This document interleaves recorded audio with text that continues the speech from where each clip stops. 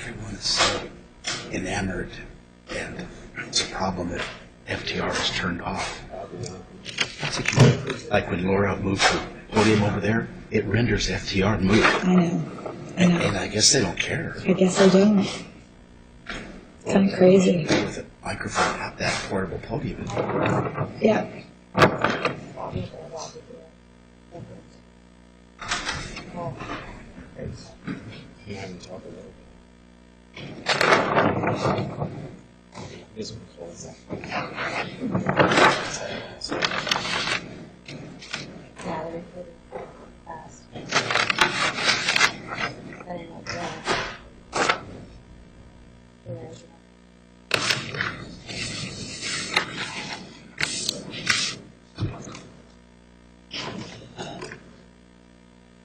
Have they had more than one hair question? Okay,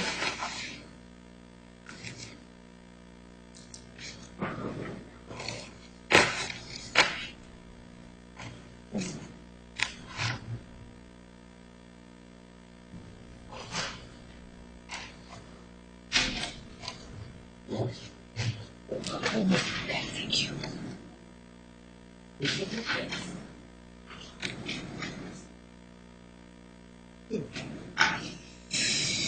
No, I know. I was going to say today. Yeah. I did. Yeah.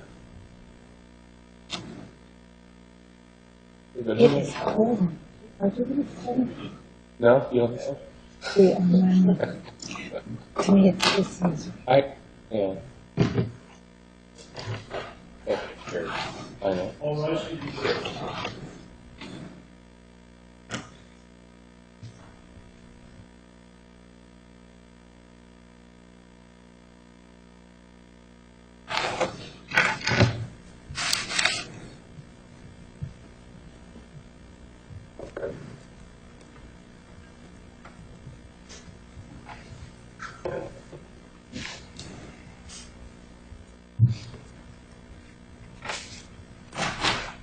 Please be seated. The record will show the presence of the jury, the defendant, and counsel. The witness may take the stand.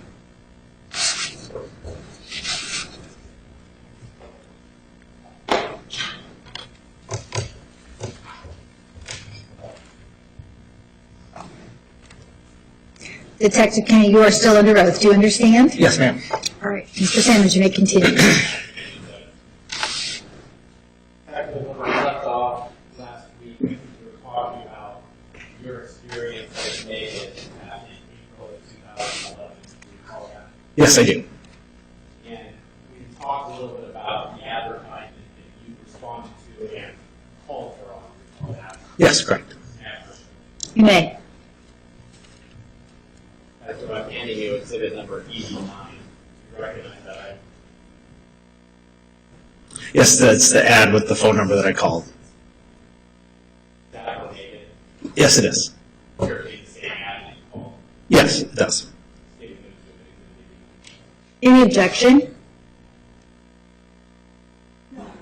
Exhibit 89 is admitted.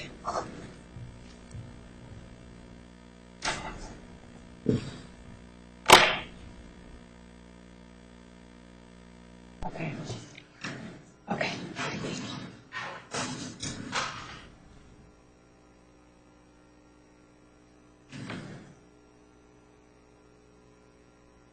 Showing Detective Exhibit 89. This appear to be a standard Backpage.com ad. Yes, it does. And you see in the middle of the advertisement where it says, I am Soleil, aka Megan. Yes, I do. Did she refer to herself as Megan when you spoke to her? Yes. And there's a phone number that starts with 775, and then there's says Temple, and it has a different phone number. I think you indicated you called the 775 number for this particular transaction. Yes, that's correct. And towards the end of the ad, it says hour, and then it says 200 alerting and multiple class packages available. Did you take the 200 as the price? Yes, I do.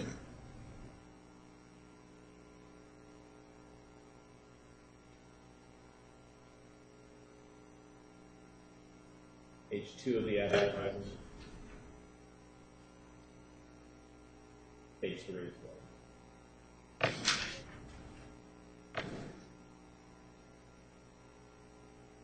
Can you talk a little bit about the discussion that you had with Megan after you entered into her apartment, and when the two of you were talking about what was going to take place that day? Well, we're talking a little bit about her schooling. She took some classes at the Goddess Temple. She also took some online classes from referred to as the School of Erotic Touch. I guess they're online classes from LA. Particularly, we were talking about one of the classes that she took was she called it a shells massage, which is an hour-long massage. She referred to it as your lingam, so an hour-long massage on your lingam. And I asked her what a lingam is, so I had no idea. And she said it was your penis. Did she talk to you about that? Did you ask her whether the next time you would be able to do something along the lines of massaging the lingam? Yes, correct. And what was her response to that? She said that we could actually do it today. And at that point, you believe they had a deal for a sexual act. Yes. I think we talked a little bit about this last week. Was there any discussion at all in terms of how Megan got into what she did or what she did previously?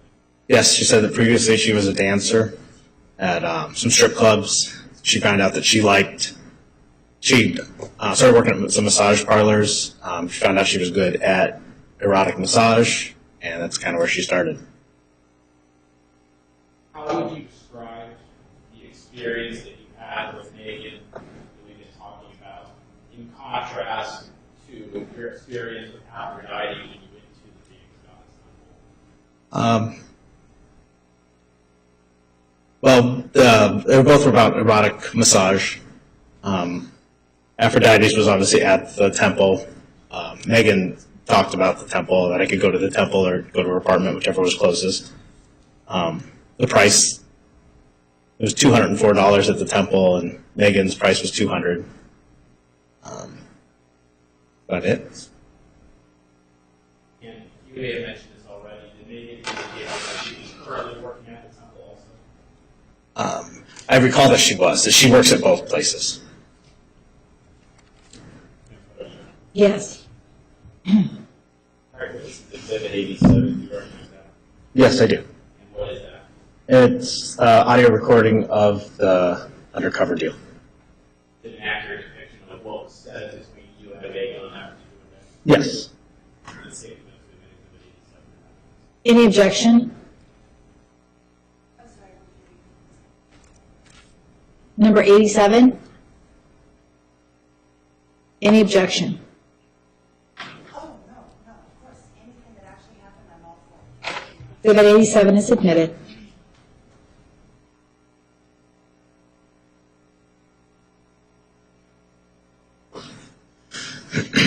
Similar to Exhibit 2, Judge, I'm going to be fast forwarding to portions where there's no actual discussion taking place. You may do so.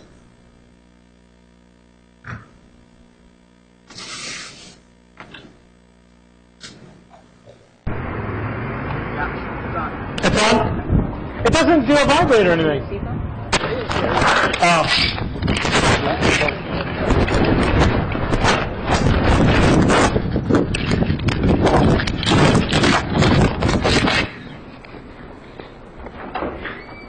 Hello?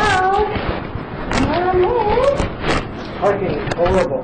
I forgot to tell you, I have a parking spot that's designated for that. Oh, okay. Yes, so next time, it's number 238. Oh, okay. I won't mind that. Next time, make sure you are. I will.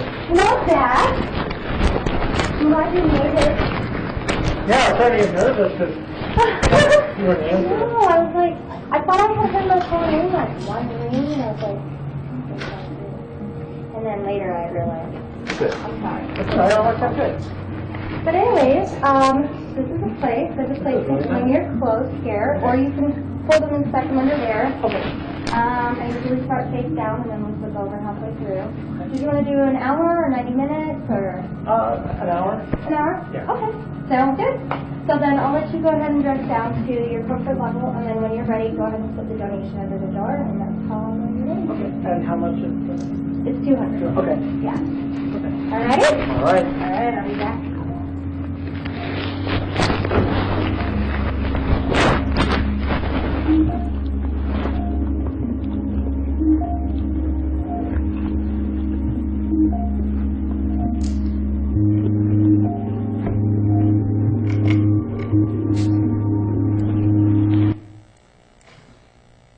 At that point, detective, did the female exit the room so you could basically take off your clothes? Yes, she did. Now, in the recording portion that we just heard, I think she indicated to put the donation under the door. Is that what you heard? Yes, it was $200 for the hour. So in terms of the money that you were paying her, did she refer to it as a donation? Yes, she did.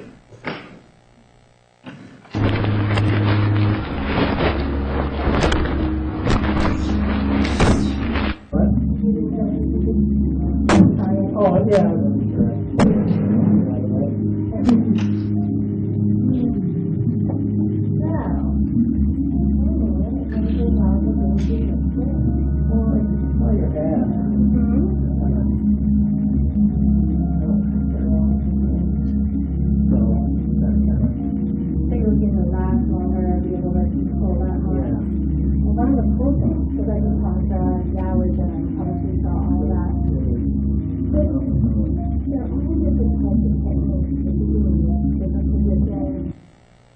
At this point, detective, just so it's clear, is the recorder that you're using is a little bit farther away from you at that point? Yes, correct.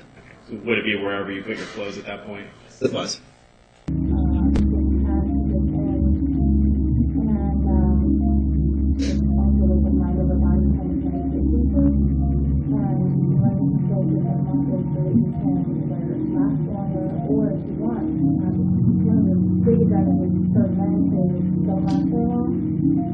You're more able to have multiple orgasms. Oh, really? I didn't know.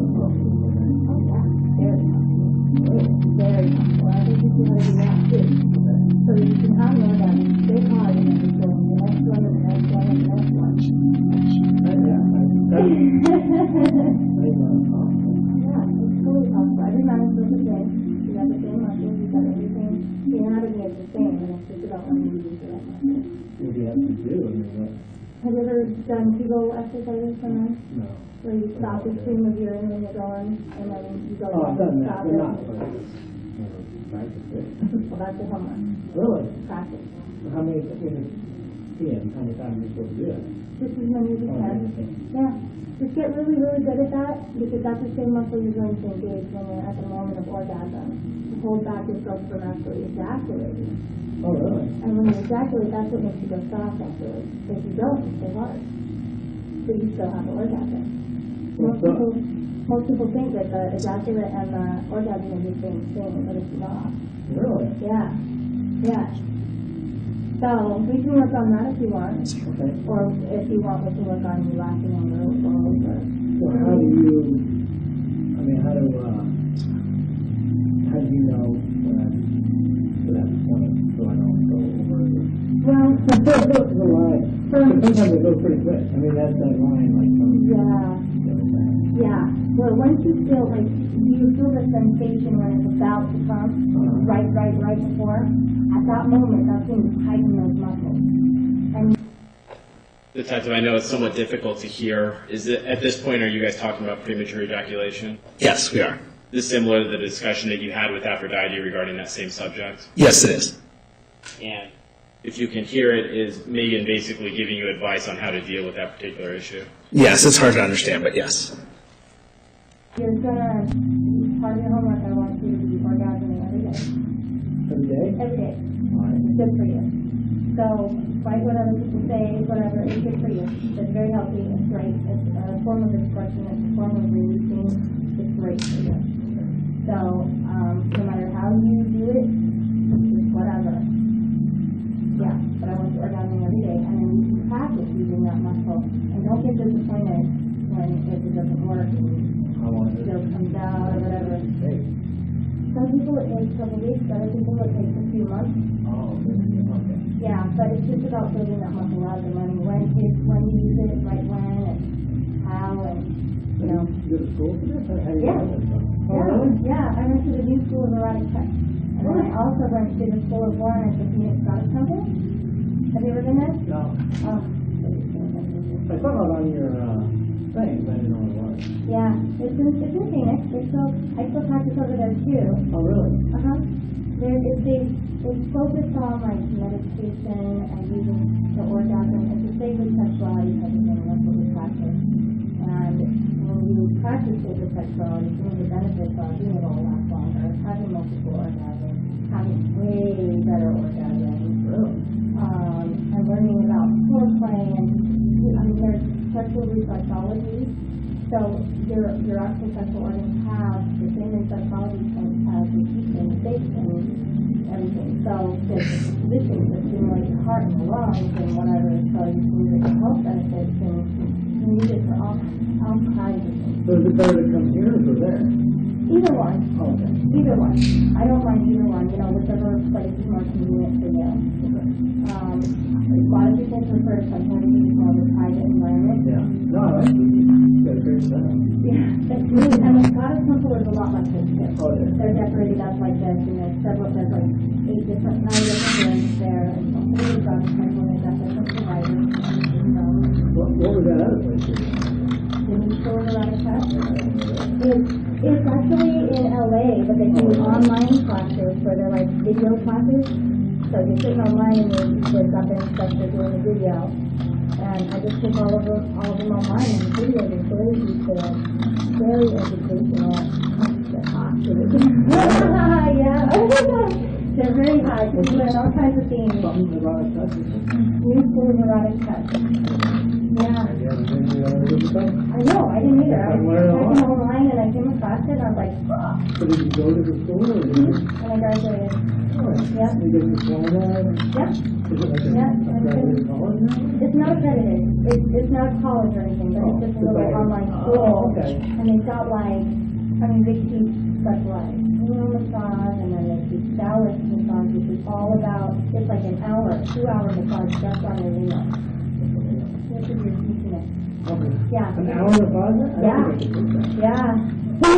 It's just about learning to recognize when your body's at a 9 and then pull back. And then, let it go down and then pull it back up to a 9. So you're raising the energy and then lowering it and raising it and lowering it until you're ready. So it almost seems one-sided, doesn't? Don't you get anything? It seems like if you're just doing that for an hour, then. I have so much fun with it. Oh, I really? love it. Yeah, you're gonna love it. You're gonna love it. So can we do that next time? Do what? That freedom? The massage? Absolutely. Absolutely. We can do some today. Oh, all right. Oh, Fantastic. yeah.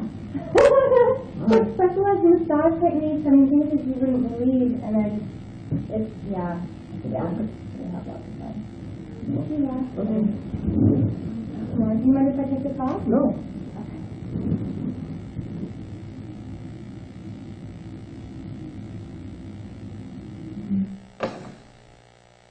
This is about the time detective when she would have then started massaging you. Yes, correct. After your interaction naked, you obviously left at some point the apartment. Yes, I did. Did you then meet up with Detective Herman, similar to what you did with Aphrodite? Yes. And did Detective Herman show you a photograph to see if you recognize him? Yes, she did. And did you recognize that person? I did. And who did you recognize him as? I think it was Audrey Starr. Was this Star the person who had just met with who had identified herself as being? Yes, it was. Were these the only 2 undercover deals that you did as part of this investigation? Yes, it was. And in terms of your interaction with Aphrodite, is that the only time you actually went to the Phoenix Goddess Temple? Yes, it was. What questions I have? Cross-examination.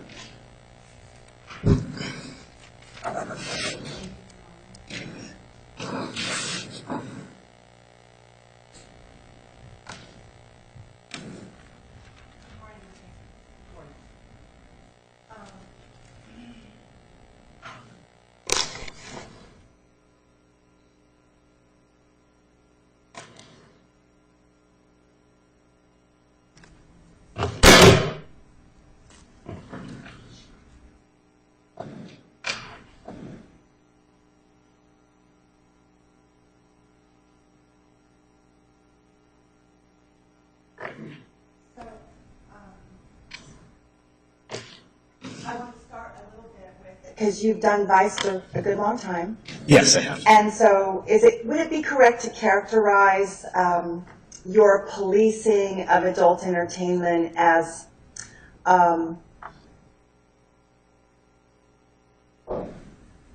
let's see.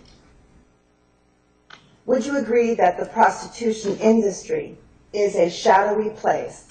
Shadowy for the sellers of sex and those who buy? Shadowy in not full of lights and, I mean, people are in hiding when they do this? Yes, correct. Okay, thank you. Since you play or portray a buyer of sexual services as part of your job, I'm assuming that you have probably looked at the profile of the men who get on Backpage and try to buy sexual services. There's some sort of profile. No, I have not seen a profile on Backpage of Okay. the guys. It's just usually the girls on there. Did you read the article that 75,000 men a day are looking for something on Backpage in the adult section? I don't recall that article, but Does that sound like a believable number? yes, it does. It does, okay. Yeah. So instead of there being a kind of a one kind of a profile, it's actually all kinds of men that do this. Yes, correct. There's no like one socioeconomic factor, No, nothing like that, okay. correct. So they don't really share a commonality other than that they hope to be connecting with a woman. Correct, yes. Okay. And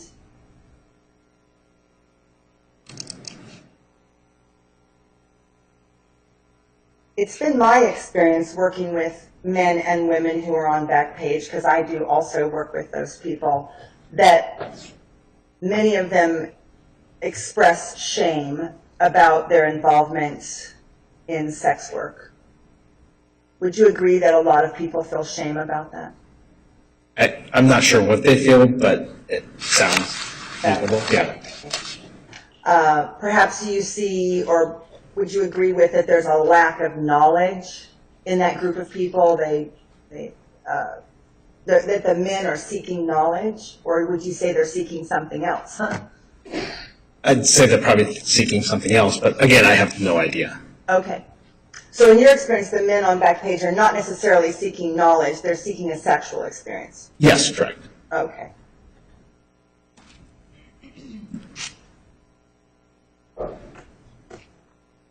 Were you aware when you received an assignment to go visit temple folk, visit the temple, that the temple existed to uplift women? No, I had no idea. Did you visit the home page of the Phoenix Goddess Temple before you went in, or did you just go off the Backpage ad? No, I went strictly off the Backpage ad. Okay, so at no time did you, your part in this, did you look at the website? No. Oh, Goddess bless. Okay. Okay. Wow. Okay. Okay. So you were not aware that the temple exists to uplift women who are normally outcasts in society? No, I have no idea. You're not aware of that mission? No, ma'am. Okay.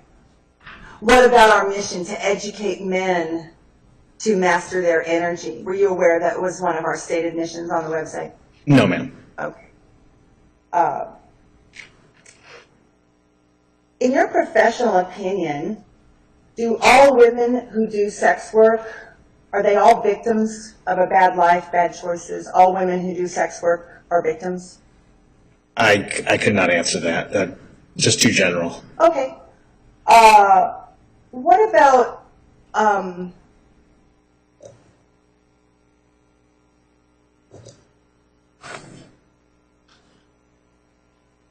I may be asking some questions that aren't best for you to answer since you don't,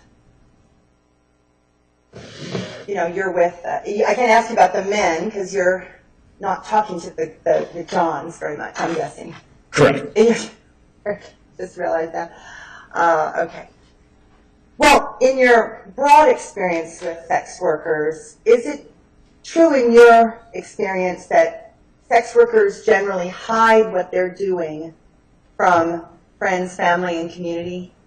Yes, that seems right. They generally hide it. Is it true in your experience that some women don't even use real pictures of themselves? Yes, correct. Is that very common? It's very common. It's very common. That they know. So the woman will actually take a picture of someone who kind of looks like her and use that on her ad? Yes, correct. Okay. Did you see anybody at the Phoenix Goddess Temple using a fake picture? I don't recall. I don't recall if they were. Perhaps the back page pictures, the back page ads you saw did indeed match the women you saw. No fake pictures. I'm going to say they did, but again, I can't. I'd have to see the picture side by side. Okay. Well, Be able to tell. we did have a policy about that rule. Thank you. Well, but thank you for saying that. Yeah, I moved to strike. I apologize. I didn't Yes, jury will disregard. stick to the script. Thank you. Would you say that it's true then that people who do sex work generally practice in secrecy? Yes. Okay. Now, you work with the women, interact with the women as part of your job when you go undercover as a John. Yes, correct. And so it's not uncommon for you to have little conversations with someone while you're doing the investigation. You might talk about life or things like that. Yes. That's correct. pretty common. Yes, definitely. So how often when you go into one of these meetings, these scheduled appointments, do the women come at you with like this excitement to teach you something? Is that common or not so common? To teach me something? Yeah, because at both Aphrodite and Soleil, you can hear that they're enthusiastically sharing information with you. They both tried to respond and help you with your early ejaculation problem, which I'm sure is just your persona, but it is a real thing for men. So when it comes to Aphrodite and Soleil, do you agree that they came at you with enthusiastic information about how to fix that problem? Yes, I would agree. Okay. Did you feel like they were being genuine when they told you that information? Yes, it seemed that way. Okay. So actually, did you feel as a guy that might have that problem, because you're in persona there, but if you were that person, did you feel that these women cared about your problem? Yes. They did care about the problem. Okay. Do most of the women who get arrested in a sex work situation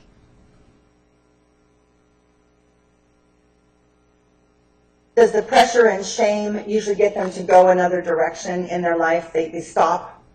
Or do you see a lot of rearrests? I couldn't give you any kind of a number, but there is a lot of rearrests. There it's okay. Yes. So for some women, they keep doing this even after something bad happens. Yes, correct. They do, okay.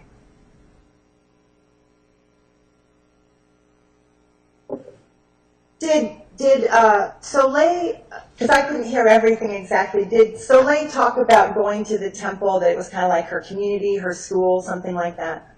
I think she said she went to school at the temple, and I think she said she worked at her house and at the temple. Right. Did she mention that she really did she mention anything? Well, she wouldn't have. Okay. Never mind, sorry.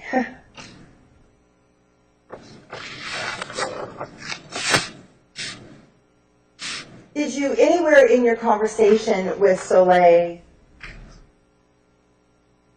did she communicate that she was transforming her own sexual wounds, her own sexual healing, trying to transform her own, get sexual healing herself? Did she ever communicate that to you? No, I don't recall that. Okay. So, in the course of interviews, many detectives, and they probably will say it again, have said that the temple could offer these ceremonies, but just not advertise the ceremonies on Backpage. Is it your opinion that if these were not advertised on Backpage, it might make a difference in how you viewed it personally as a detective? Would it have made you feel differently if we weren't on Backpage? No. You would have felt the same if you found the listing anywhere. Yes, correct. Okay. So in your opinion, the temple could do these ceremonies, but just not take donations. Like if we weren't taking donations, then you would not have gotten involved. It's the money piece that got you involved. Yes, correct. Correct, okay. So if the temple wasn't receiving donations and we were just doing the ceremonies, figuring out a way to pay all the bills in some other way, then you would have not gotten involved if there was no money for the ceremonies. Correct. Okay.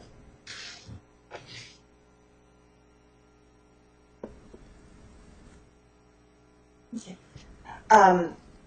In your experience, just as a person in American society, are you aware that all churches, synagogues, mosques, temples receive donations from the people who believe that faith? Yes. Okay. And are you aware that there's the basket system in the Sunday services or the Saturday services? You've seen that? Yes, correct. And are you aware that when people do a ceremony in their church or synagogue or mosque, that they will, if it's like a personal ceremony, like marriage counseling, baptism of a baby, something like that, that they'll give an additional tithe for that personalized ceremony? Have you ever heard of that? It seems reasonable, but no. Okay, okay.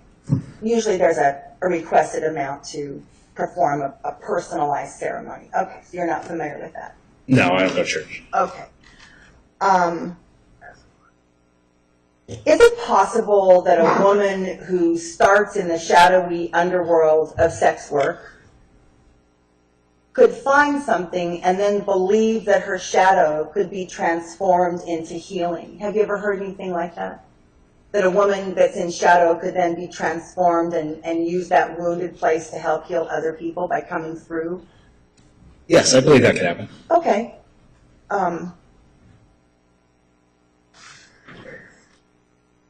So you saw a zeal for sharing information with Aphrodite and Soleil. There was like an enthusiasm. Yes. That was apparent, yeah.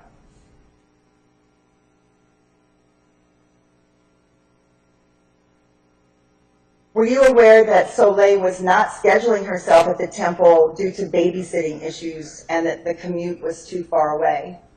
I had no You idea. would know that. And you weren't aware that she asked to make that connection on her ad so that she could just feel safe and not alone in the world?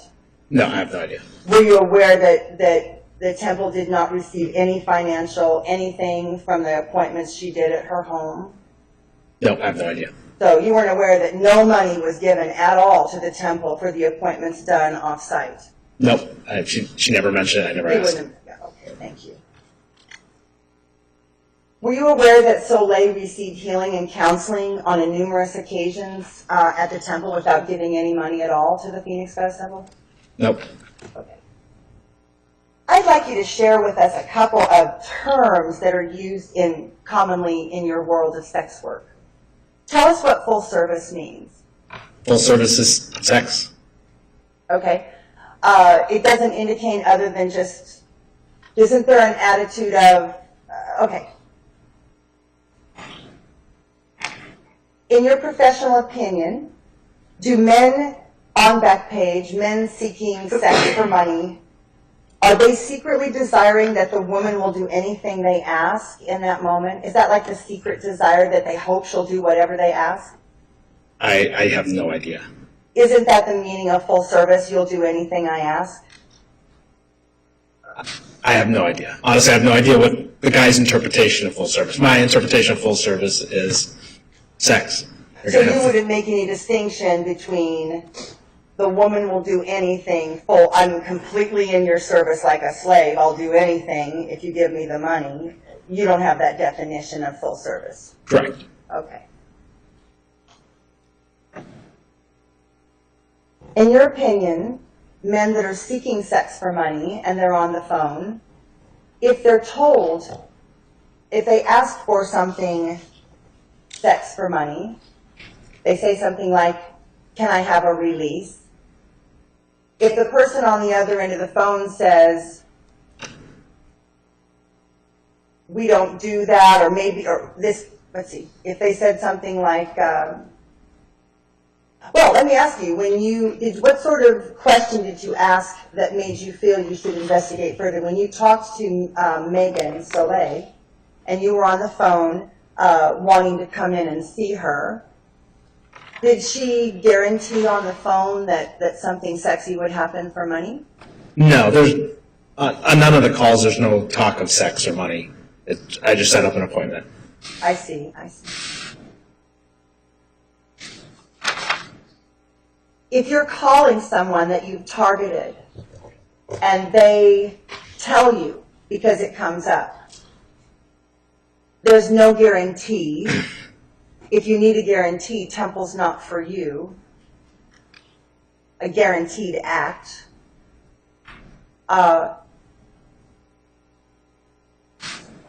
If a woman says to you that any woman that you're investigating for prostitution, if she says to you, there's no guaranteed outcome, I can't tell you if I will or I won't, you have to come out and just see me in faith, would you go after that woman? Would you take that next step if she said there's no guarantee, just you have to act in faith that something good will happen?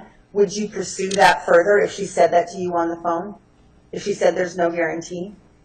Well, we don't really, the conversations on the phone don't go like that. So I don't What do the know. conversations on the phone go like? Okay, hey, are you available this time? And she says, yep, that's good. Or she says, nope, I'm not available. And then I'll set another date and then show up. It's usually that simple. Detective Campbell testified that if she told the people that she's trying to reel in as Johns, that if she said there's no guarantee, maybe I will, maybe I won't, she said that the guys would hang up and not come. She didn't say they would hang up, but she said they wouldn't come in. Well, She gave that testimony. So in your opinion, though, you pretending to be the John, that wouldn't come up. That maybe I will, maybe I won't. In your phone calls to these women, that's never discussed, whether they will or won't in advance. Correct. On my phone calls, again, I can't speak for other guys' phone calls, but in my phone calls, I do not talk about sex or money on the phone call. You just try to set the appointment.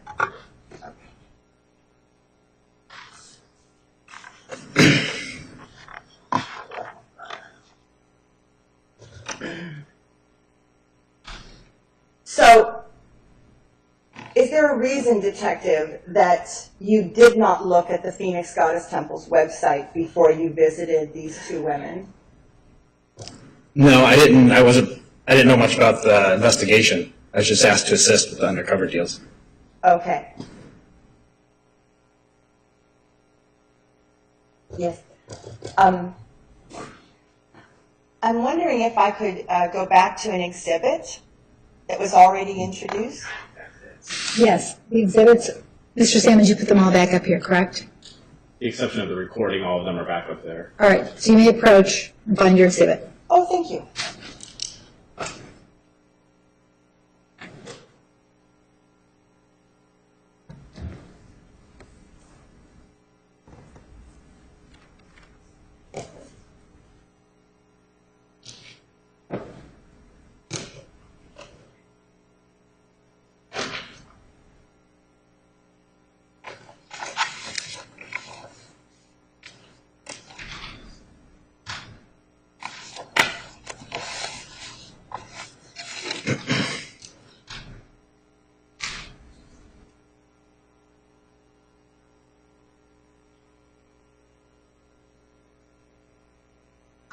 Your Honor,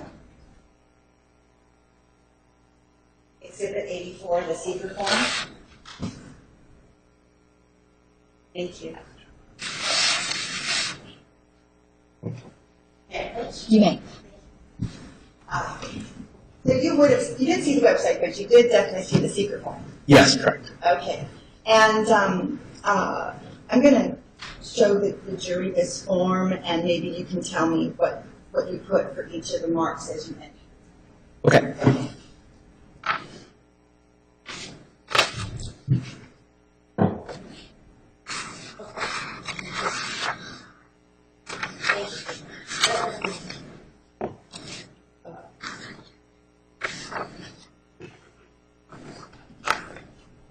So, can you read that for us, Detective Kinney, down to where it says seeker name and date? Welcome to our temple. It is our intention to fully honor your privacy and personal boundaries, while providing our practitioners with information sufficient to deliver the most appropriate healing methods in your session. Please choose a confidential temple name which inspires you to the highest possibility of your most sacred self. Okay, let's stop there for a minute, and you put something in that blank, Yes, correct. right, and a date. Now, when you saw that paragraph about most sacred self, did that have any meaning for you? No, I have no idea what it meant. Okay. Let's go on to the next paragraph. How far down do you want me to read? Just to know thyself. Please choose a unique name, easily remembered. Your spiritual name is how you will be known in your temple life. Your name can be from literature or history, favorite color, or even childhood pet. Your real name is not desired by us. Your total privacy is assured as you embark on your journey of inner knowing. Your secret temple name should inspire you to move beyond the limits of strictly material world to fully connect with soul, spirit, energy, and the web of life. Be as a child once again, dream, laugh, feel, and play in complete freedom from the norms of everyday life. Know thyself. Okay, thank you. So did you come up with a secret name that day? What was it? It was Travis Smith. Not very creative, but I was caught off guard. Yes. Well, that's authentic. That's nice. We've heard testimony that people use fake names in the sex world all the time. Yes, Do you agree with that? I do agree. Okay. Do you see any other different kind of motive here with this discussion about being kind of release yourself in the outer world and just be? Do you see a different motive about using a different name here to A different motive. outside and expand a version? I guess I don't understand. A different motive of. Okay. Do you see when you talk about somebody using a fake name in this industry, they're doing it to hide something? I gotcha. Do you see a different intention in the request for a spiritual name, or do you think this is hiding? No, I have no idea what the purpose is, but it seems like it spells it out right there. I saw it. So, and then let's go ahead and just go through these items that you would have probably initialed Yes. going in. You want me to read it? The first one? Yes. I agree my purpose in temple is to seek knowledge of soul's energy expression. The sensitive and personal nature of the work requires a full commitment on my part, as well as the healer, to trust one another and as fellow seekers of body wisdom. Need to leave my primary faith to explore the tantric, all-in-one nature of existence. Okay, let's stop right there for a second.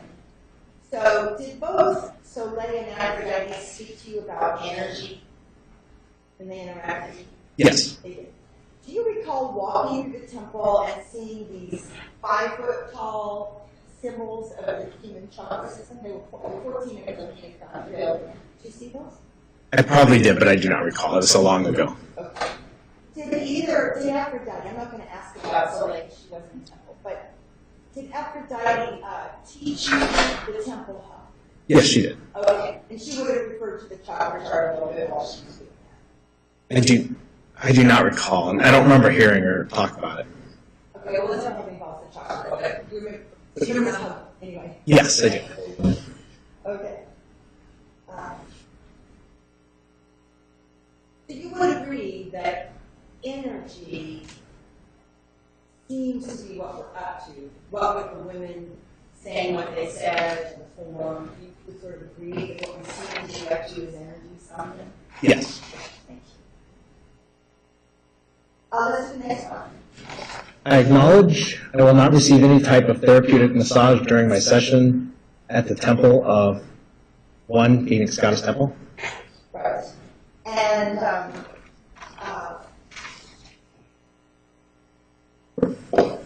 the first minute, so I assume you would have marked that.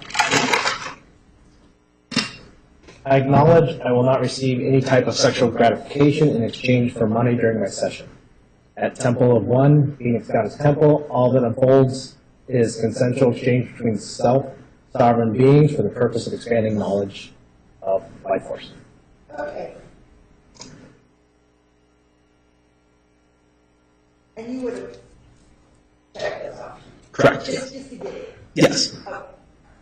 And then let's do, the next one, my guide and healer. My guide, healer, and I will fully consensual in granting one another permission to touch and be touched physically and to share life force energy in an intimate and safe manner. And you would have checked that one, and then, My healer guide and I will hold in privacy and trust the information shared during our session. I will not discuss any details of our experience outside the temple chamber. okay, so you would have marked all of those. Are you familiar with, in the Catholic Church on the confession, this is something called priest-penitent privilege, where no one talks about what was said at the confession booth? Are you familiar with that? Yes, yeah. Okay. And that's even like a legal thing when you're gathering evidence, right? If you were dealing with a priest, you have to, sometimes with attorney-client privilege, counselor-client privilege, doctor-client privilege, those things exist, right? Yes, correct. They do, which set boundaries for what can and can't be shared. Correct. Outside that kind of sacred personal. So it says, please circle all that apply. Which one, you don't have to read them all, I guess. Well, go ahead and read them all. Tell me which one you checked. I think I checked, if I remember right, I think I remember right, put guest. I consider myself guest to satisfy curiosity. Okay, stop right there before we go further. Were you actually curious? Actually curious about, About the temple, what we were doing. Were you actually curious? well, I'm always curious when I go into places. I don't really, like how, I guess I don't really understand. Curious, like what the, I'm sorry, I guess I don't really understand. What my curious I is. just wondered because, okay, so you chose to say curious to satisfy curiosity.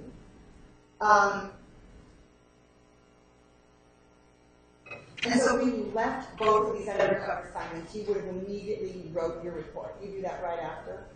I take notes, and then when I get back to the office on the computer, then I write the report. Okay. And when you made this written report about your visit to the Phoenix Goddess Temple and to Soleil's home, did you know anywhere in writing the things that were sort of church-like?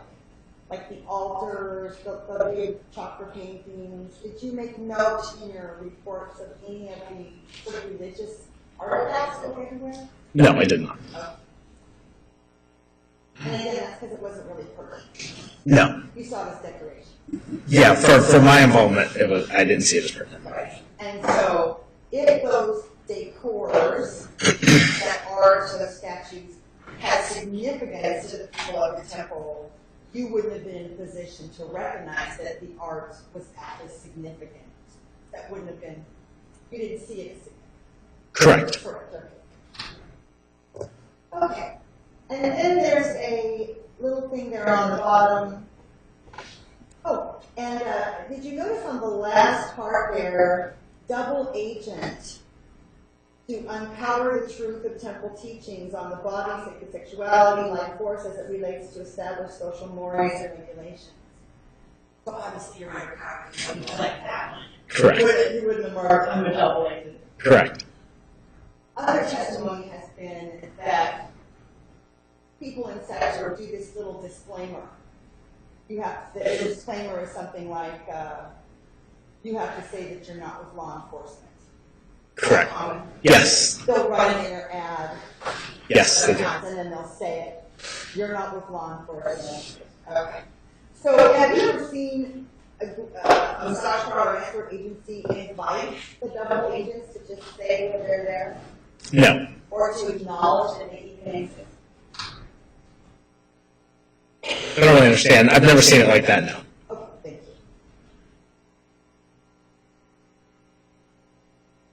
you. Does it make sense that Phoenix Goddess Temple would welcome undercover police? I guess it would make sense. Because we're in Minnesota, so that's why. It's confusing, but yes, Okay, thank you. Let's go on with we are interested. And then tell me, and after what, you just go, we are interested, and then any of those things that you thought were interesting, I don't know if you marked them, or what you might have marked that day, I know it's a long time ago. Yeah, I don't recall. You want me to read through them all? Yeah, let's read them all, and if you come up going like, yeah, I think I searched that. We are interested in learning more about Tantra, sacred sexuality, divine Paris couples Tantra, Tantra for one, his and hers chakras, yin yang polarity, surrender to yin, tantric power exchange, goddess temple history, ascension of the light body, 2012 and 1,000 years of light, whole body healing, increased orgasmic potential, erectile dysfunction, premature ejaculation, prostate health, whole body bliss, goddess worship and goddess guide me, temple dance, sex as religion, magnetic tantra, and electric body 101. Okay, and you probably marked premature ejaculation. Yeah, I don't recall, but that's probably where I got it from. That's what you said. Yeah, you probably said, I better pick one. Yep. Okay, thank you.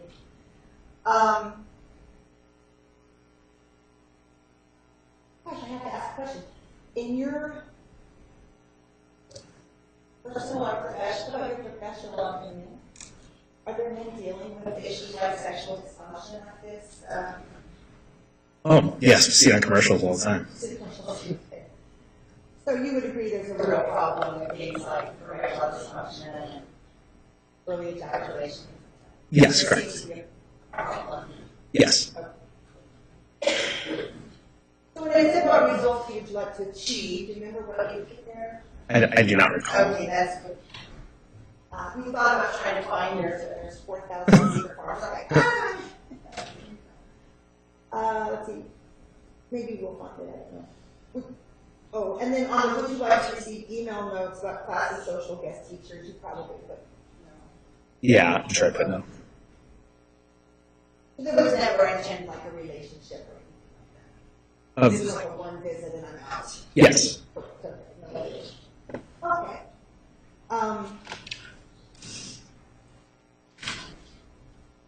And then,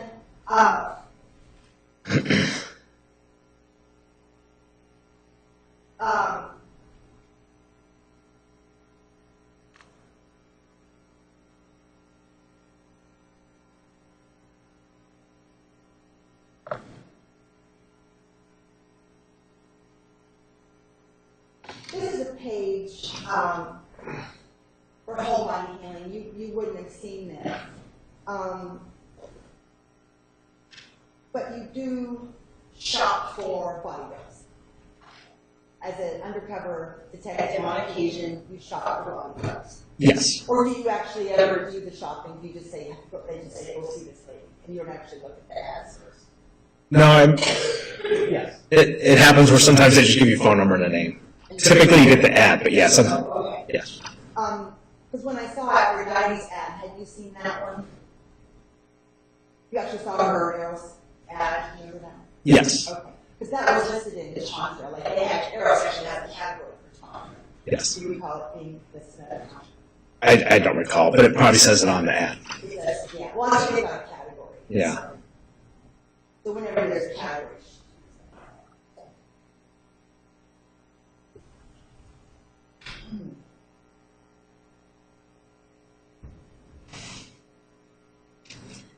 Let's just read the bottom sentence rather than drag everybody through this again.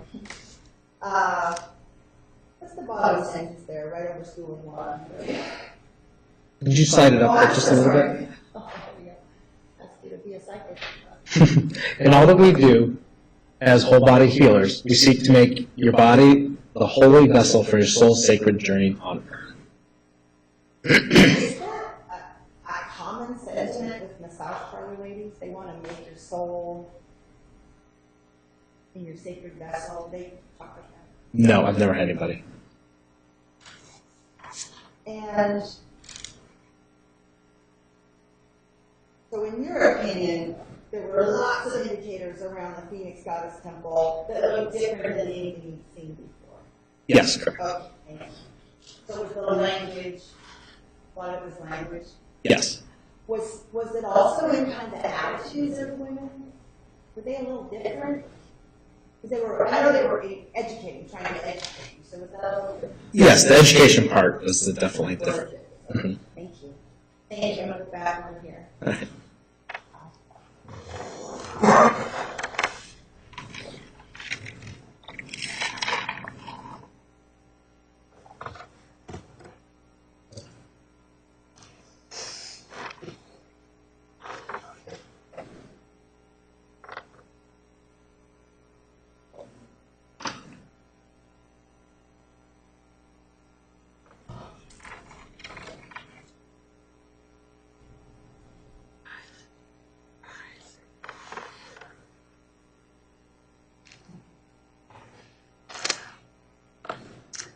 So Detective Kenny, the temple had a sort of miniature initiation into what we were about called the temple hug. Do you remember anything about the temple hug? Yes, Aphrodite taught it to me. She did do that, okay. And you remember anything about that, the temple hug? I think you're supposed to put your hearts together or something, but I don't recall specifics. Well, and it also had to do with the chakras, the root, like the whole system. Yes. Like the root, the heart, like she was talking about the energy, not just of the heart, not just, like she would have been referring to these energy centers like that. That sounds right, but again, it was so long ago I don't recall Right. specifics. Okay, well, okay. Were you aware that there was this uniform initiatory temple hug given to everybody who comes to the temple? No, first I learned of it was when Aphrodite. Didn't know what it was? No. So, because the temple hug is designed for the person who knows nothing to feel, do you remember hugging this way and then hugging this way? And hugging this way? I do not. Oh, okay. That part of the recording, there's like a jackhammer sound. When she was trying to teach you the temple hug, I knew she was because I know the words of teaching temple hug, but there was like a jackhammer sound. What was that? I have no idea, just something interfering with the bug. Okay, thank you. But you do remember receiving a little teaching about it? Yes. Okay, thank you.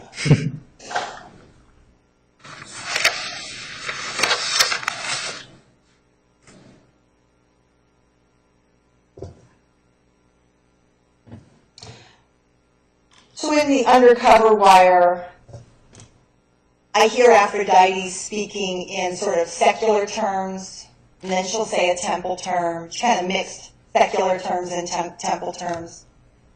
Like she said table, referring to the massage table, and then she corrected herself and said altar. Do you remember that? Yes, it sounds right. So,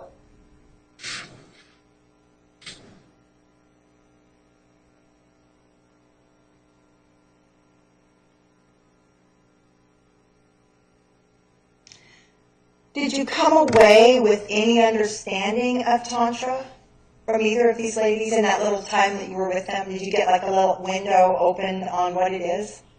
Yeah, I guess I would say I did. A little bit, okay.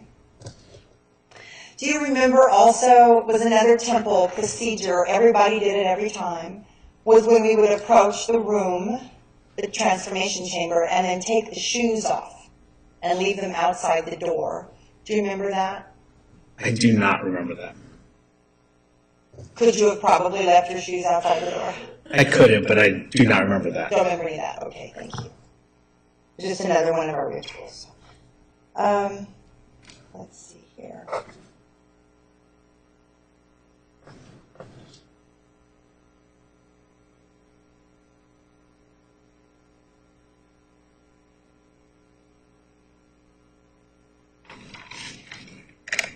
So you never received any instruction from our gatekeeper to not discuss money in the chambers?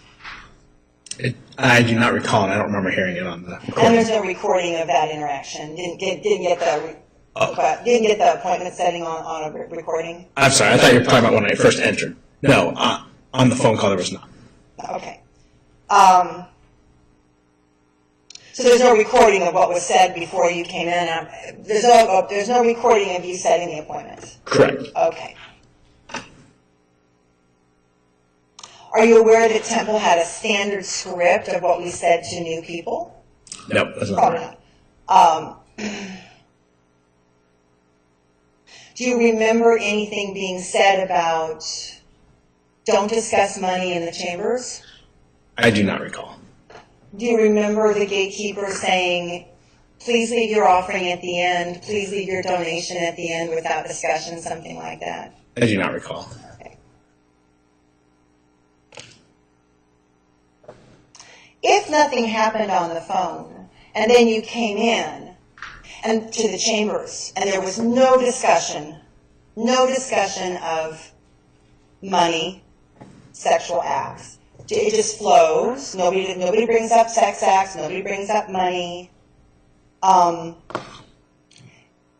If the men and women were following the rules of the temple, not to discuss money and sex in chamber, to only leave the offering of support at the end, leaving the amount from your heart. If two people were doing it that way, no discussion of money, no discussion of sex, but they did these ceremonies and then someone left a donation, is that, in your mind, still illegal, even if there was no conversation about it? I would object, Judge. It calls for a legal conclusion. Sustained.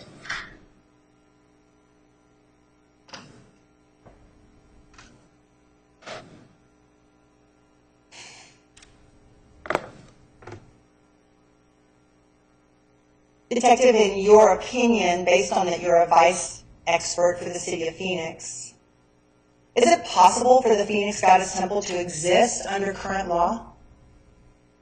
As in, we do ceremonies, we receive donations. Do you think it's possible for us to legally exist under? I don't think so, but I really have no idea. I would say no. What about the sincere expression of religion? You have no thoughts about that? Objection calls for a legal conclusion. Approach, please.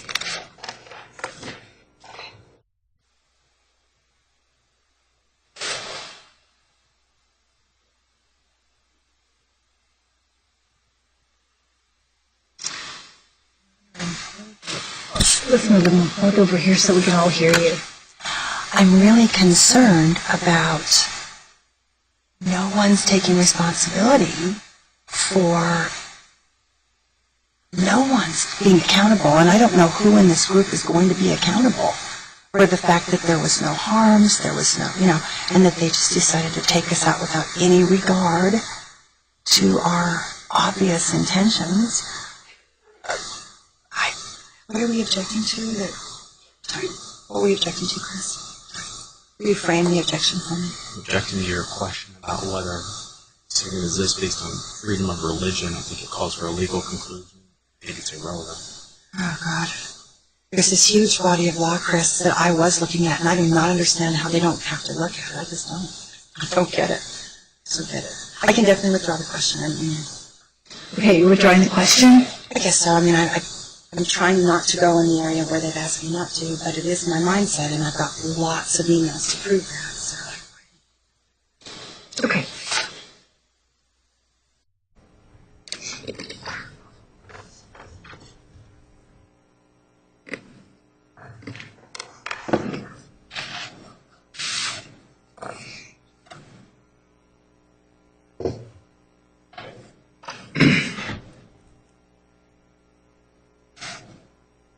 Okay. Detective Kenny, I have an opportunity, and I'm not sure if you'd say yes or no to this opportunity, but the teaching of the temple hug is just standard operating at the temple. And in your recording with Aphrodite, this crucial part where she's demonstrating the chakra system, which is the basis of our belief system, there's no way to hear because of that jackhammer sound. So what I'm going to do, I know it's been a really long time, but would you give us your best memory? Or we could play the recording and we could just hear it and you could say, okay, I think she was doing this. I would like, because it's really important to me, like I know that she did temple procedure when she taught you the temple hug. Can you tell us anything that you remember about that moment? Because that's the part that's covered up by the jackhammer sound. Yeah, from what I remember of it, is basically it's just like any other hug. She said you put your heart to your heart, and then you put your hand at the base of your spine, and that was pretty much all I remember. Mm-hmm. You don't remember doing this part where you go this way and then you hug this way? I do not recall, but... Okay. So, yeah, Aphrodite can probably demonstrate, I suppose. Okay.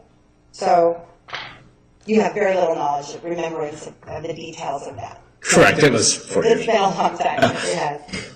Okay. Did you feel that Aphrodite was sincere when she dealt with you? Was she sincere? Yes. She seemed very nice. Yeah.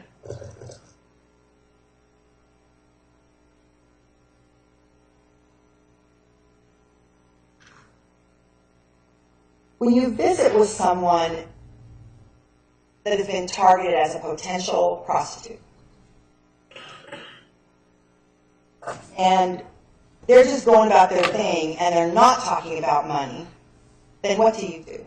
If it looks like they're not going to talk about money, but you need to get them to talk about money, what do you do? Because you need to get them to talk about it to have an arrest, correct? I guess I don't understand. If they're not talking about money, yes, then I got to bring it up or something that would lead Right. So to. if they're not talking about money, you actually would have to introduce it Yes, to correct. get the arrest or to get the charge. Correct. Correct, okay.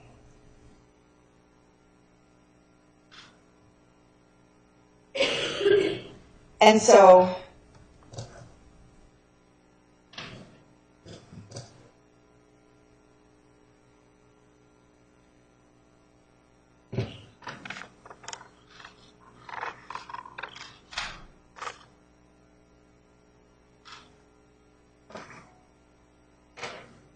when you're doing your job on a regular day in and day out basis in Vice, how common is it for the women to talk about the money kind of up front? Just to say, this is what I need or whatever. Typically they do. They do. Yes. And when they talk about it and you're in that moment of deciding, is this prostitution or not, you normally don't need to bring up money because they do. Correct. Correct, okay. So, and then the description of the sex act, does that usually come from the woman or from you or? It just depends on how the conversation's going. Okay.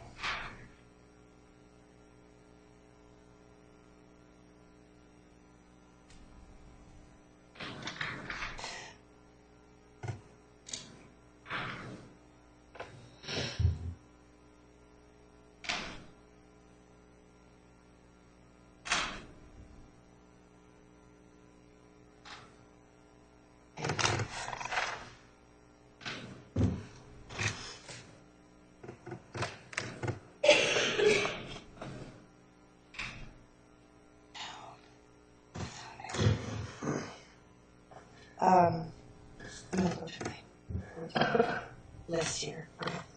Back to this.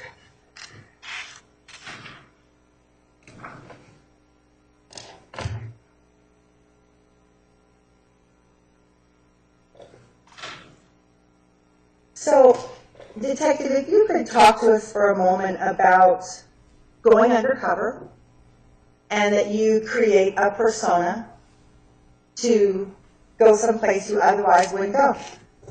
Would that be true? Like, when you go undercover, you're not going to a place that you, Travis Kenny, would go. Correct. Correct. So you're sent to a place you wouldn't go, wearing kind of a persona. Correct. Okay. So, do you feel like the people that you met, the two temple people, maybe the receptionist, the gatekeeper, the person you met going in, did you feel that they were in persona, or did you feel that they were kind of like just being themselves? Honestly, I could not tell either way. Okay. Being very nice. Thank you.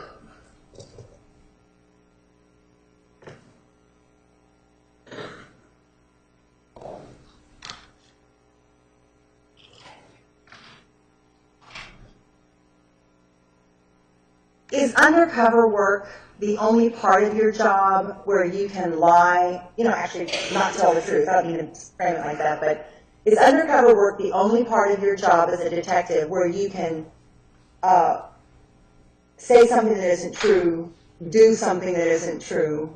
Is that the only part of your job where you're allowed to just make stuff up to get to your goal? If I'm interviewing somebody, I'm allowed to lie. I don't really understand.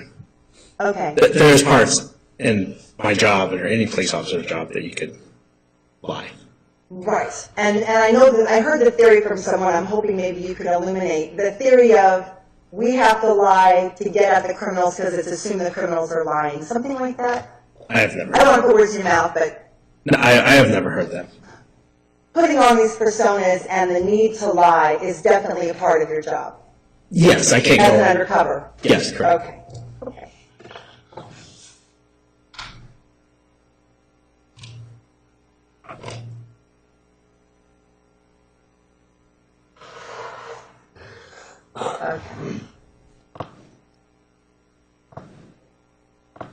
Okay. As a detective sent in to do these 2 undercover wires, I know that was just like a little assignment, and you weren't part of the big investigation. You got these 2 little chunks, and that was it, correct? Correct. Okay. So, but during those 2 little chunks, were you not concerned with every detail of your investigation? Meaning, okay, were you not concerned with the anomalies that you saw? And what I mean by anomalies, where this doesn't show up the same as massage parlors and escort agencies. There were a number of things that didn't look the same. You would agree there was a number of things that didn't look the same? Correct. Okay. So, did you write down in your summary, your police report, the things that didn't look the same? No, I don't think I I did. don't think so. It was just the conversation, the recorded conversations, pretty much. Right. So you didn't make note of the different language in your police report? No. And you didn't make note of the altars and how the massage tables were lit with light underneath? They call it the altar of light. You didn't mention the altar of light? No. Okay. Okay. I'm just a person who watches detective shows on TV. I'm not a detective. My understanding of detective is to detect details. So these anomalies, these things that didn't match, didn't you feel an obligation to put that in writing? No, I did not. Why is that? Well, because I was sent in to see if there was prostitution, to see if there was exchange of sex and money. Okay, but what about mindset? You don't write down clues about someone's motive or... The motive? Right. Like in this case, you agree that there was some education happening, at least. They were attempting education. So did you write down that they seem to be motivated by education? No. Okay.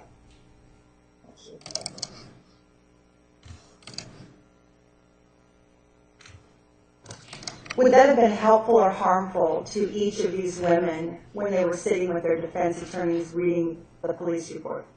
Captain Rollins. Approach, please.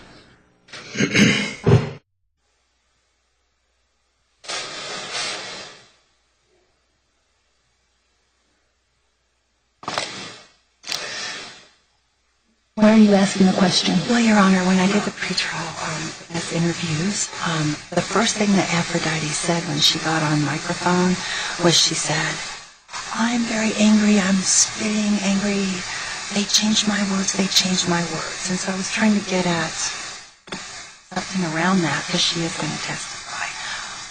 I was trying to get at the essence of why he might have written one thing and then her testimony is like, "They changed my words." That's what happened in the pretrial witnessing. I was trying to get at how her words got changed. And she's going to testify that her words got changed. She already did in the pretrial. Well, Did I rephrase it? you may rephrase. All right, I'll think about that. All right.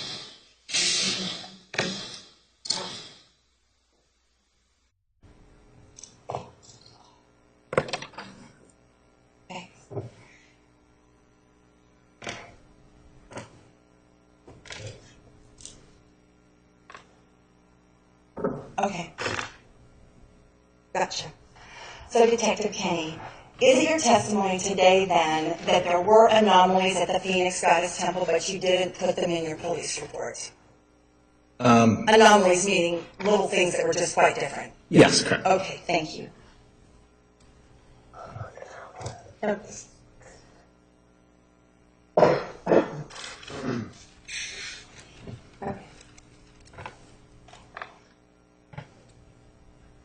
Did the Phoenix Goddess Temple look like other criminal enterprise situations you've seen before?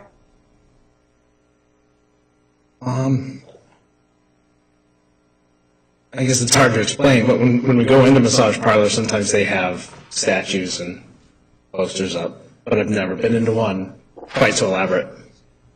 Have you ever seen this out and proud feeling that the temple had? Out and proud? at a massage parlor? I guess I don't recall that out and proud. You don't, okay, okay, thank you. Okay. When you're doing an undercover investigation on anybody about maybe they're a prostitute or a house of prostitution, and you do that investigation and you don't come up with whatever that is that you need, what happens to those undercover operations that don't result in a charge? Are they kept in a file? You kind of keep your eye on those people. What happens to the ones where you investigate but don't make a move? You investigate but don't make a move. What happens with those? Well, if we find out that there's no criminal activity, we just move on to the next. Do you keep that file open? You keep a record of, hey, we investigated and we didn't see much there? Yeah, there's a record of it, but then it just gets closed and. But that's actually kept in the records, that you went there, didn't find prostitution. Well, I guess it's. You didn't just say on that visit you didn't find prostitution. Well, it depends on. It could be happen different ways with different cases. If there's a massage parlor that we would go to and maybe a neighbor complained or something, we go and check it out, ends up being no prostitution there, then there's no record of it. If it's not even a record of the complaint or anything, just completely goes away. I think my boss keeps a record of the complaints, but I don't actually know. And you don't actually write down no prostitution found on this visit. You don't actually write that down if there's a complaint. Well, what you're saying is you keep a record of the complaint, but not necessarily what how the department responded. Correct. Well, we make a department report, so sometimes some things don't constitute a report. So if we go in and there's no criminal activity at all, then we don't even make a report.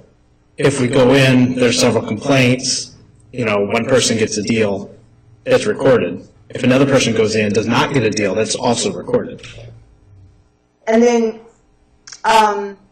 if something is the size and the high profile, like Phoenix Goddess Temple, we're hearing that there's absolutely no records in existence up until the investigation opened. So what I'm trying to get at, Detective Kinney, is when you investigate and you don't find anything, you say there's no write-up. If you don't find anything, there's no write-up. But in the case of the Phoenix Goddess Temple, with this huge group, very high profile, does it strike you as odd that they just...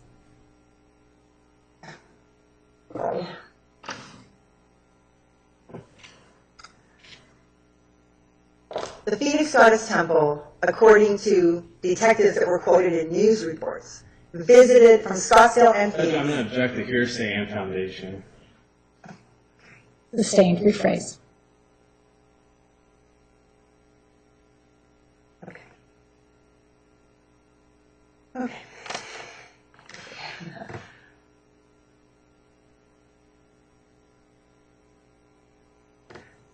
It just strikes me as odd that something the size and scope of the Phoenix Goddess Temple had no records of the visits where no prostitution was found. But that's your testimony today. As far as you can say, with your knowledge of vice squad procedure, that even something that big investigated, there would be no record.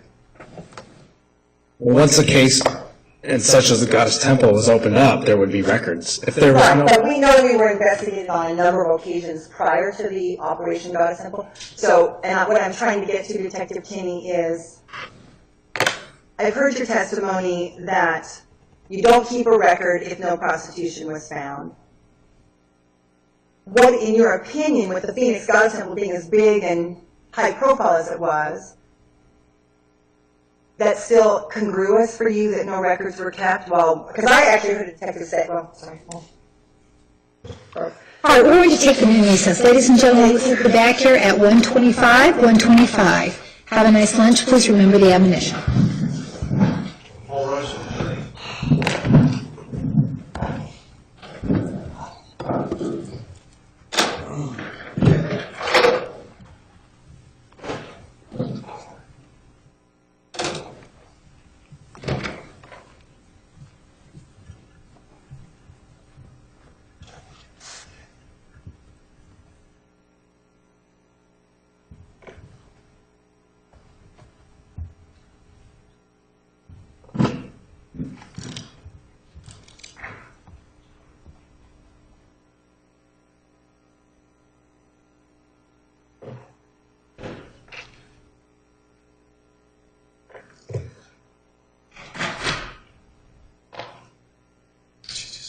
Okay,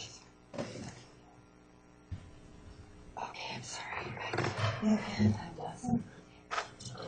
I have yet to have a good night's sleep and come in with all this. My dogs. Yes, I have.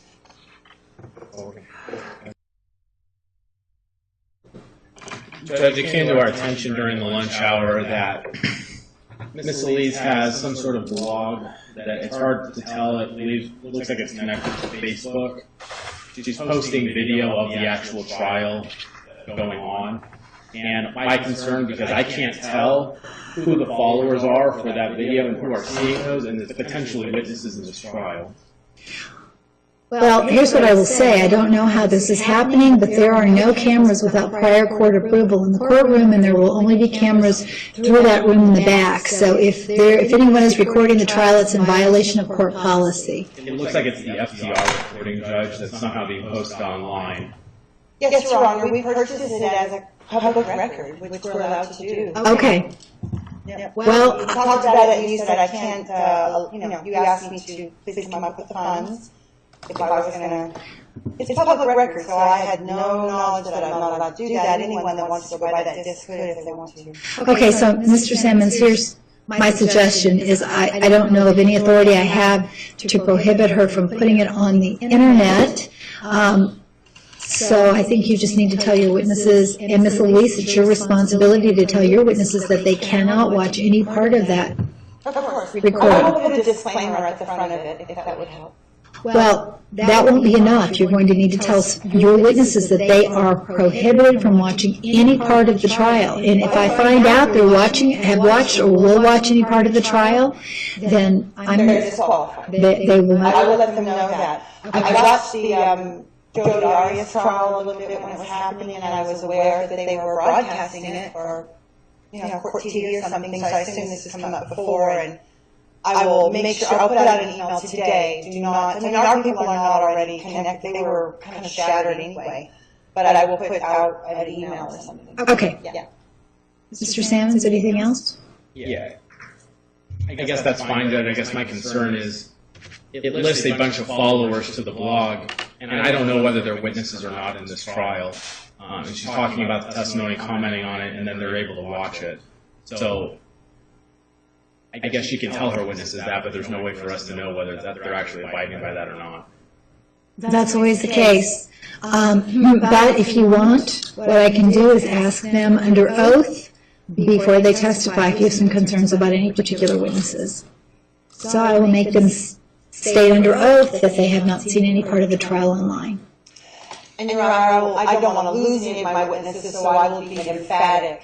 Please stay just in your pristine state with your memories. Do not watch it. Because there could be much more publicity than anything that I'm thinking of creating. I mean, we haven't had any press, but it definitely could happen. And then it will be really big anyway, so. Well, under the exclusion of witnesses rule, it's your obligation to tell your witnesses, so. Yes, I will put out an email to everyone that's on our list. All right. Anything else, Mr. Sammons? No, Judge. All right, let's bring in the jury.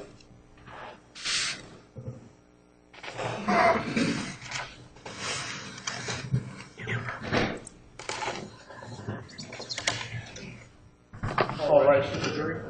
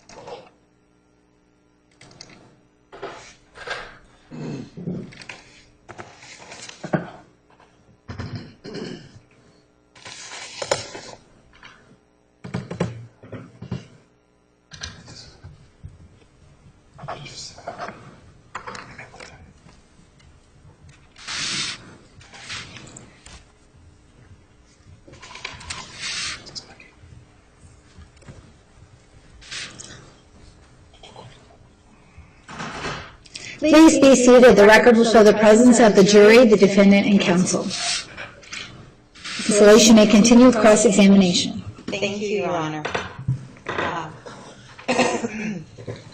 Your Honor, I would like to reintroduce into an exhibit that was already presented, the ad for Aphrodite that Detective Kennedy responded to.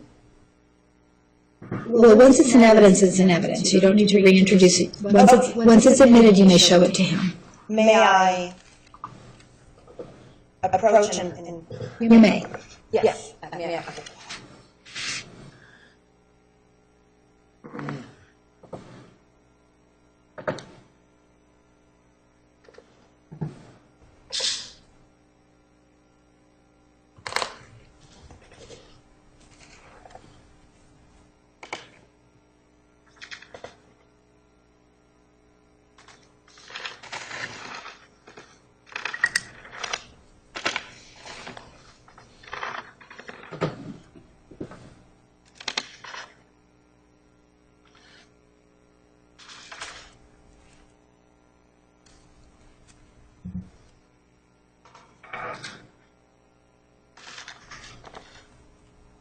You should leave it with the number. Okay. Yes.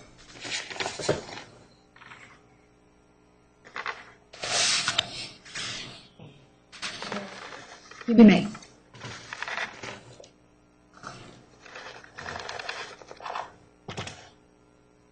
Yes, it is.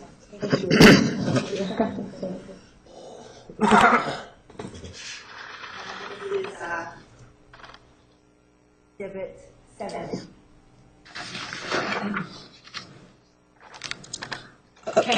Ms. Elise, did you say 70?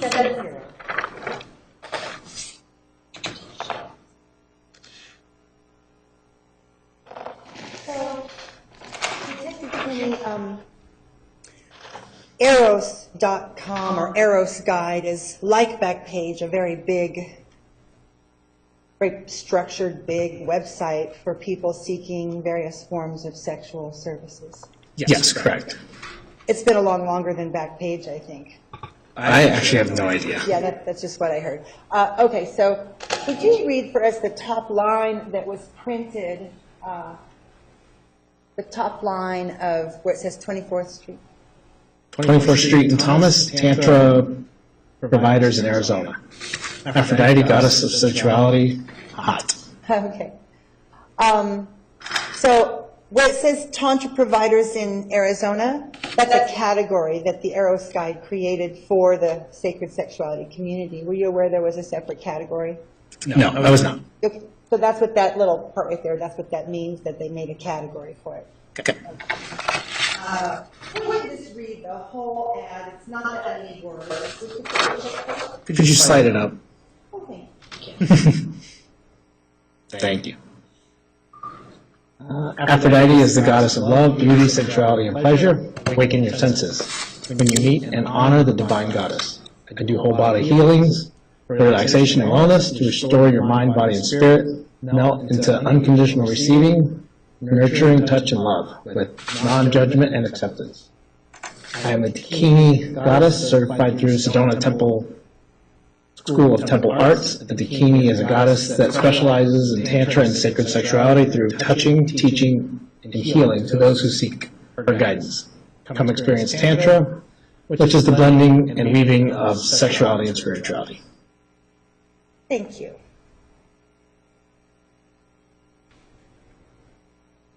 So, would you say, Detective Kenny, that the words in that ad are a little bit different, or maybe a lot different, than the ads you usually respond to when you're going to go do an undercover?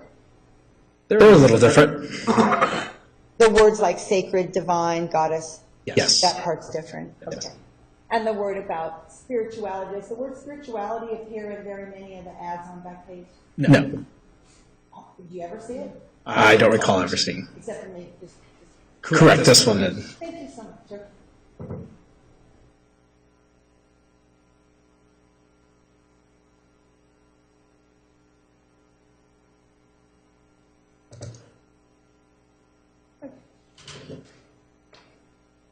That's that for that exhibit.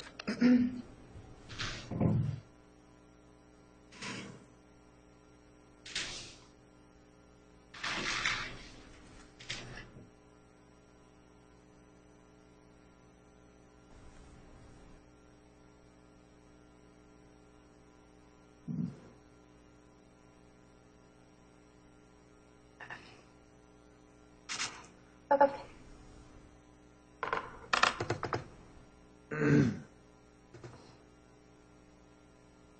So I'm going to go over just a couple of quick statements to recap what I thought were the essential parts of the testimony. Okay? So if you go to an undercover and they're not talking about money, you will bring it up Yes, as correct. part of your standard procedure. Yes. Okay. And if they're not talking about sex, then you need to bring it up. Yes, correct. Okay.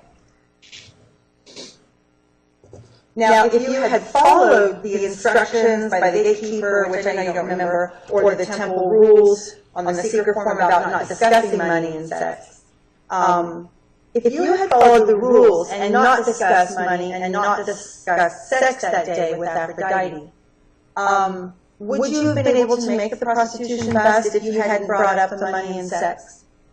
Well, I guess I don't know if Aphrodite herself would have brought it up at some point. We don't know because you brought it up. Correct. Okay. Do you think it's possible that the men that really want to worship the feminine would follow the rules so as not to jeopardize the temple? Is that possible? Objection, speculation. Sustained. Okay. You testified that both of these women seem to be enthusiastic about educating Yes. the knowledge part. Okay. And they also seemed enthusiastic about helping you solve your problem with ejaculatory control. Yes. Yes, and even Aphrodite mentioned that if you could master that, come back with your wife. Yes, correct. Okay. Now, at one point, and I may have misheard you, but you said something about Aphrodite didn't really teach in that intro when you went to meet with her. Did you say that she didn't teach during that time? The intro prior to going into Yeah, the room? when you obviously didn't have a ceremony, so the part where you were just talking before you left, do you feel like she gave you a teaching or she didn't? Well, she explained like Tantra and the sacred sexuality. She talked about that. Mm-hmm. And she would have done probably the chakra touching and the temple hug. Yes, she definitely did the temple hug. Okay, awesome, thank you. And you remember the temple hug, but you don't necessarily remember the purpose of it? No, I didn't. Oh, okay. She also talked about a number system that you could use for self-control. Do you remember that part? Yes, I do. Okay.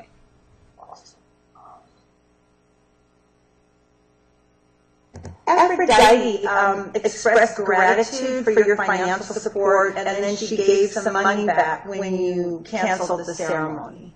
Is that true? She gave Yes, she gave me 100 of the 204 back. gave some back. In your line of work, when you've given the money to someone, and then you have to leave, how often do the women say, "Here, we didn't do the ceremony, just take the money. Don't pay me, take the money." How often does that happen where they say, "Oh, you shouldn't give me the money, we didn't have our ceremony"? Do these women usually give you the money back as you're leaving? Yes, a lot of them do. A lot of them do, okay.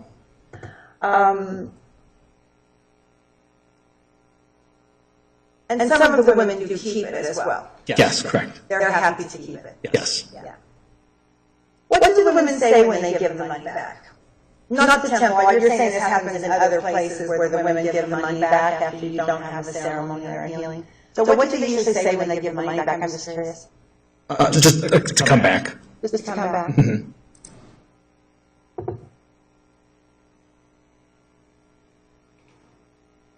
Would you agree that intimacy has a strong physical component? Like the word intimacy implies some kind of physical closeness? Yes. Okay. Well, those in the sacred sexuality movement take the stance that, like tennis or ballroom dancing, sacred sexuality has a component you must learn from someone. That's our stance. Does that make sense to you, that you have to learn something that's physical from an actual guide or teacher? Not in relation to tennis. Okay. Well, could you learn to play tennis by just watching videos and books?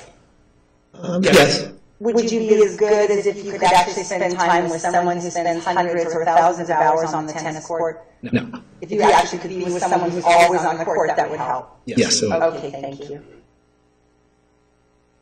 So most of the testimony has been that the women arrested for prostitution in Arizona are victims, that work makes them a victim. I actually don't remember what your testimony was about that. Was that you agree that anyone doing this work is a victim? No, do not agree with that. No, okay. So some of the women do it and they're happy and they're not a victim. Correct. Okay, thank you.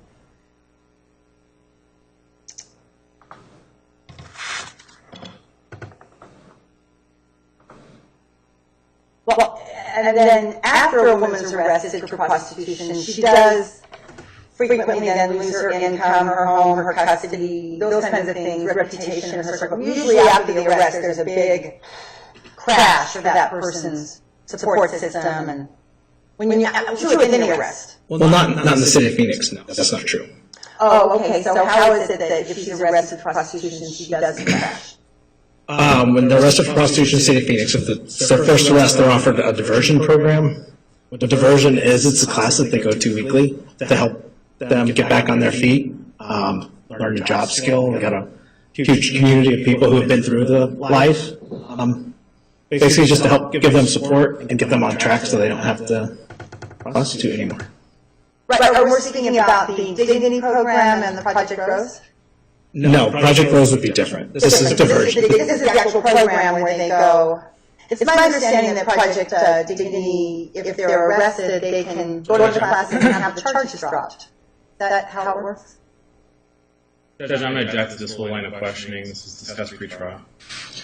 Approach, please.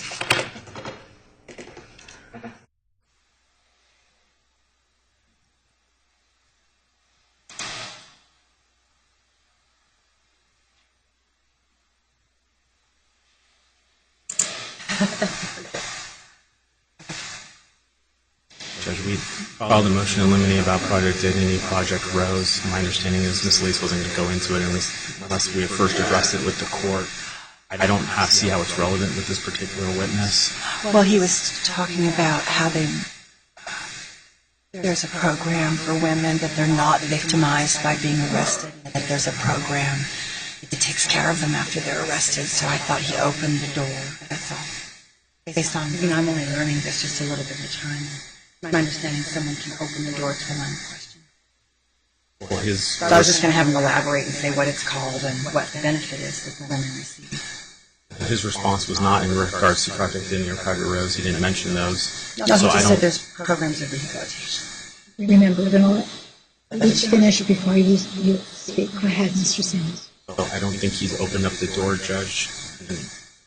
I think the concern I have here is we're going to start talking about consequences of being arrested for certain types of crimes. So it's going to leave the jury with potentially thinking about what consequences or penalties are, which is not an appropriate thing for during the trial.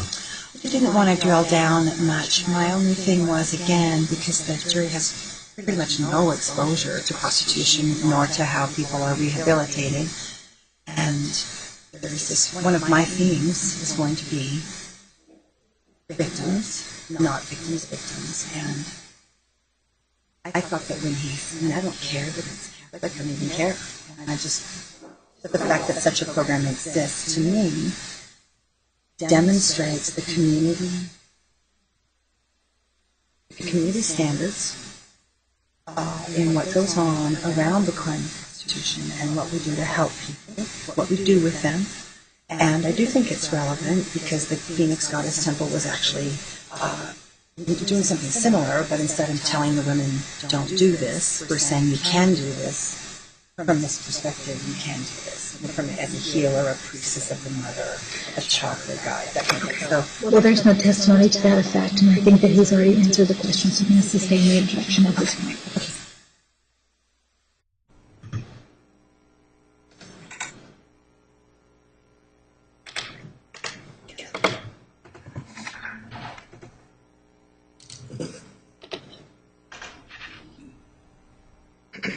Detective Kenny, is it conceivable for you that the women of the temple had improvement in their lives from their association with the temple? I have no idea. I don't know how their lives were prior to. Okay.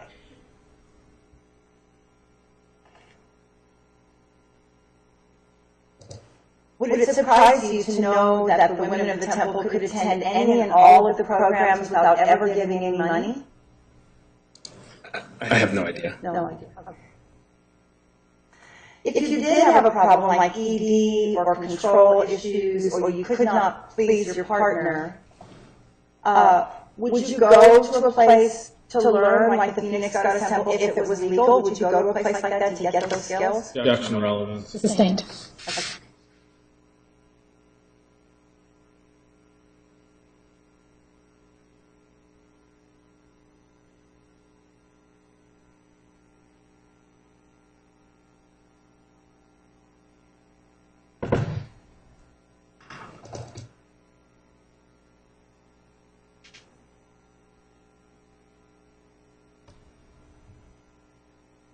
Can you talk to me about the use of credit cards in your industry? What I understand is that credit cards are used in escort agencies and sometimes in massage parlors. Can you address that? Do some of these companies, these businesses, do they use credit cards? Yes, some use credit cards, some strictly cash.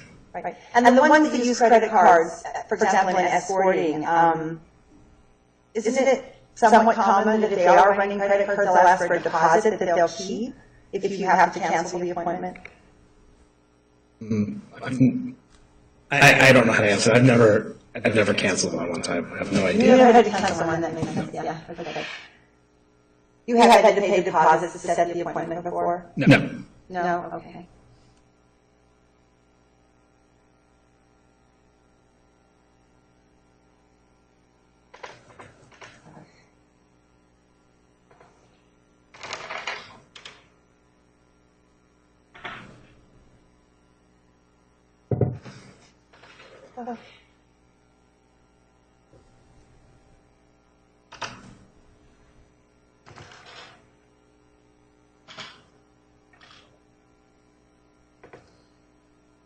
So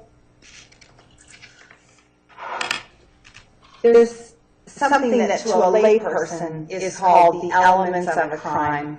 That's just me watching crime shows. Could you tell me what elements of a crime means to you, since you're a real detective? What are the elements of a crime?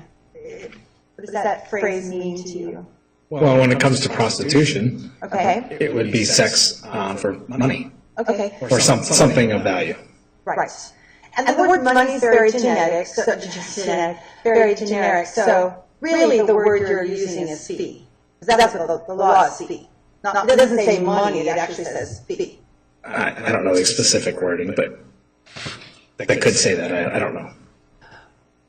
Well, there is a difference between a fee, a price, and the donation given to a nonprofit to support. Do you agree there's a difference between a fee and a donation? There is definitely a legal, let me stop. It is your understanding of general language that there is a difference between fee and donation. Yes. Okay.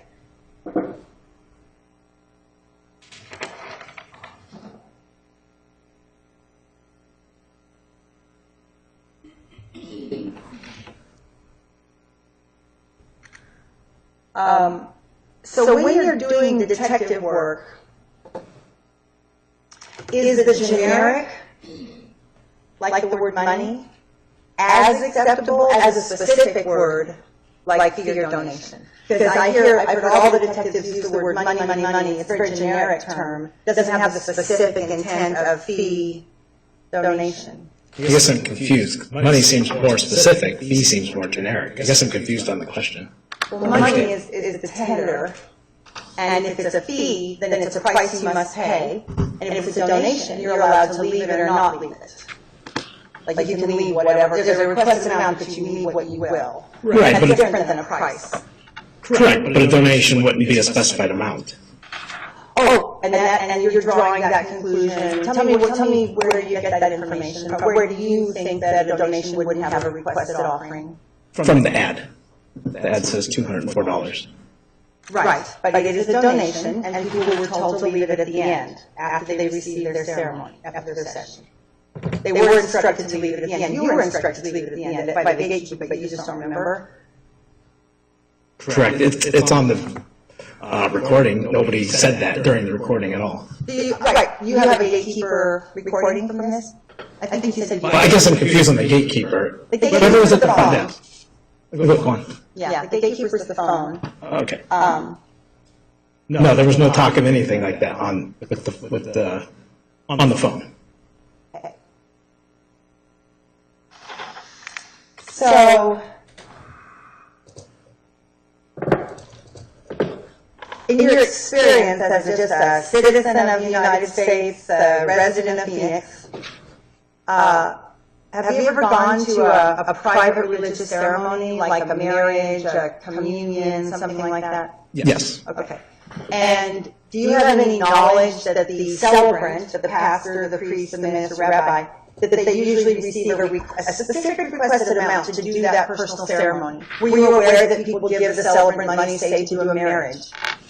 I'm sure they do, yes. You're aware they do give money? I'm not specifically aware, but I imagine that they do. They do. They give money to be married by the priest or something. Okay. Yeah. And that's a requested amount. In your experience, so the priest actually says, this is a requested amount, do what you can. Do you have any experience with that? I'm not married. Okay, all right, so that's not actually crossed your path, okay.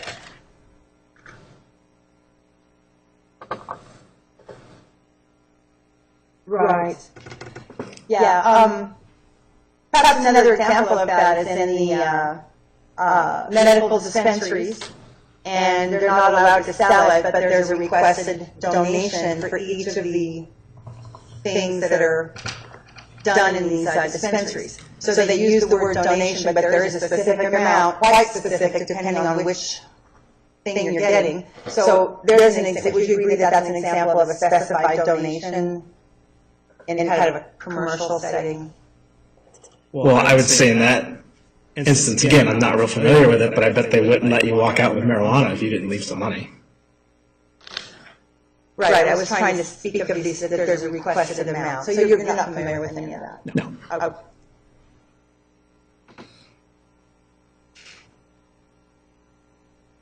When you're investigating the crime of prostitution, how important is motive? Do you ever consider motive in the crime of prostitution? Like why? What led them to that? Yeah, why they're doing that exact thing in that moment with you. Sometimes we get into it. Depends on the girl and the interview afterwards. Okay. Have you met many women who were fiercely interested in making your life better during the appointment? Like you go in and the woman just clearly wants to help you make your life better. You ever seen that before? Well, like when I go to the doctor's office? Or? No, I'm talking about in your line of work in the vice squad, arresting prostitutes, alleged prostitutes. Is it normal for the woman to just be beside herself to try to make your life better? Not just in the chamber, but when you leave as well. Yes, they all seem to want. Yes, they're all very nice and over the top. They're all very nice. Yes. So, just not educational. No. I was trying to make that distinction. Okay.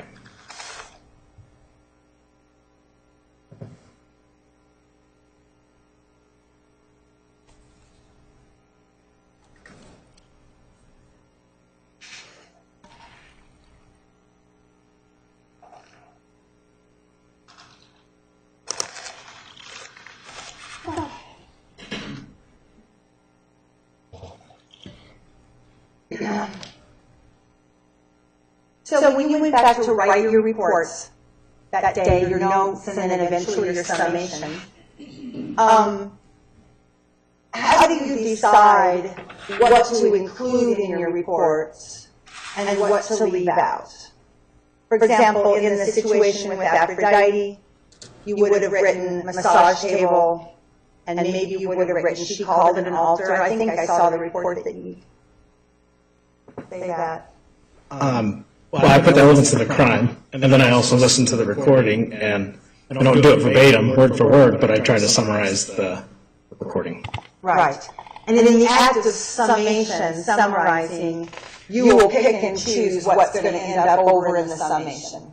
You'll decide what's going to get put in and what's going to get left out, just to do the time. I mean, if you have a long thing and you want to do a summary, you're going to choose what to put in and what to leave out. Yes, the recording speaks for itself. Oh, okay, yes. So none of the sacred altars or the sacred language had any relevance to you during your visit? No. Okay.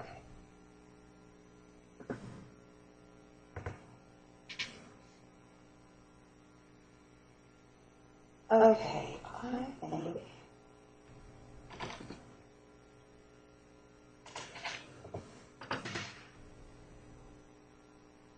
Your Honor, that's the end of my questioning. Thank you, Detective. Thank you. Redirect.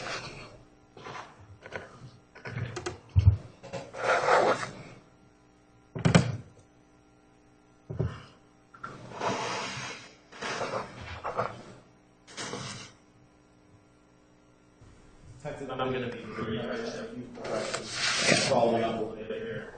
On cross-examination, you were asked about why it is that you bring up the sexual act or you bring up the money during one of your undercover deals. You recall being asked about that. Did you recall, Detective, that when you did your transaction or your deal with Aphrodite, you actually asked her at one point, are we going to have sex? Yes, I did. And you also asked her at one point, how much is it for 1 hour? Is that correct? Yes. In your experience, when you go into a massage parlor that you think maybe illegal massage parlor, is it common for you to ask questions like, are there extra services involved? Yes, every time. Would it be fair to say you're trying to find out whether there's illegal activity going on there? Yes, that's correct. And in those experiences, they sometimes agree to perform extra services money. Yes, correct. On the other hand, are there times where sometimes they say, sorry, we don't do that? Yes. So they're actually not saying no. Yes, they are. They're required to. Even if you bring it up, they say no. Yes. When you brought up sexual acts with Aphrodite, did she say, no, we don't do that here? No, she did not. In fact, she indicated that you would have the ending during transaction, right? Yes, she did. And we got how much it was for an hour. She didn't say that it doesn't cost any money or it's a donation, did she? No. She told you it was $200. Yes, correct. You were asked about why you didn't talk about some of the anomalies in your patient report, some of the things that you were a little bit different from some of the other investigations. When Aphrodite, we'll take her as an example, during your interaction with her, indicated that you could get a happy ending and the ejaculation of $200 to you based on your role. Did it matter if you put the law declaration were inside of the room in the temple? No, it did not matter at all. You were shown the secret form that you were asked to fill out, and this portion was on the recording, but when you were provided this form, when you were asking about this temple, did the woman who provided it to you go through it and explain any of these terms or what they meant? No, nothing. Other than talking about the fact that you give a real name or fake name, was there really any other conversation about the form itself? No, there's not. So, I'm going to go through real quick some of these boxes you were asked to initial. The first one, I agree my purpose in temple is to seek knowledge of my soul's energy expression. Did you know what that meant? I have no idea. Your experience, obviously you can't speak for everyone's detective, and I understand that. You can think the average man who's perusing the adult section of that page is going to probably know what that means. No, I did not. You acknowledge you initial I am not receiving therapeutic massage during my session. The Aphrodite indicates she was going to perform some sort of massage or sensual massage. Essential massage, yes. So that statement is not really true. Would you agree with that? Correct, I would agree. I acknowledge I will not receive any type of sexual gratification in exchange for money during my session. Did Aphrodite agree to perform sexual gratification for money? Yes, she did. So that statement's not really true. Correct. I object, Your Honor. There's no way Mr. Simmons or Detective Kinney could possibly know. And in fact, they've indicated that they have no knowledge of her intention. She did not intend to provide sexual gratification. Her definition was something else. Overruled. The answer will stand. I feel that I will be fully consensual in granting one another permission to touch and touch physically and to share life force and energy in an intimate and safe manner. Have you seen these types of disclaimers before, Detective, in back of the advertising or your interactions with individuals? There is disclaimers, but not, I've never heard one worded like that. Nothing about consensual touching or anything like that, and nothing of that nature you see? No. My healer guide and I will hold in privacy and trust the information shared during our session will not discuss the details of our experience outside the chamber. As a law enforcement officer, is it harder to determine whether criminal activity is occurring if the people who are involved in it don't talk about it? Yes. So if the people who signed this or initialed this form and the individuals who worked at the Phoenix Hospital actually followed that last statement, it would make it harder for you to do your job. Would that be accurate? Yes, it would.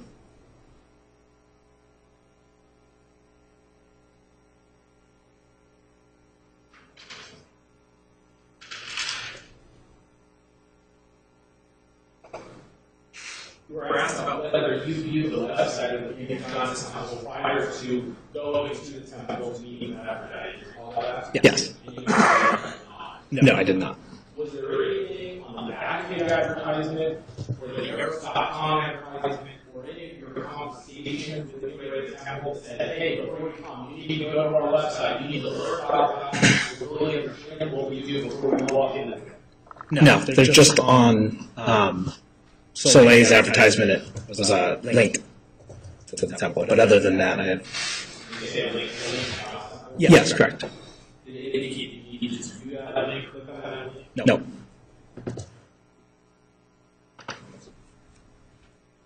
You were asked about whether it's common in your experience to investigate these types of businesses for the women to educate you. And we heard a little bit on the recordings about the conversations you were having with women about erectile dysfunction, infertility, all that. Yes. Are you familiar, Detective, with prostitution laws in Arizona?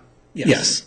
To your knowledge, is there any exception that allows for sexual acts for money if the person is trying to educate you while they do it? No. Just so it's clear, Detective, based on your experience, based on your knowledge, is it a crime to just go and talk to somebody about sex or about how to be better at sex or any of those kinds of things? No, it's not. So the crime is the agreement to perform an act in exchange for the money. Would that be correct? That's correct. You were asked about your knowledge of the word fee and the word donation and whether they are different. And you said yes. Would you agree, Detective, that somebody can use one of those words and have it mean the other? In all the prostitution stuff that we do on Backpage, they all request a donation.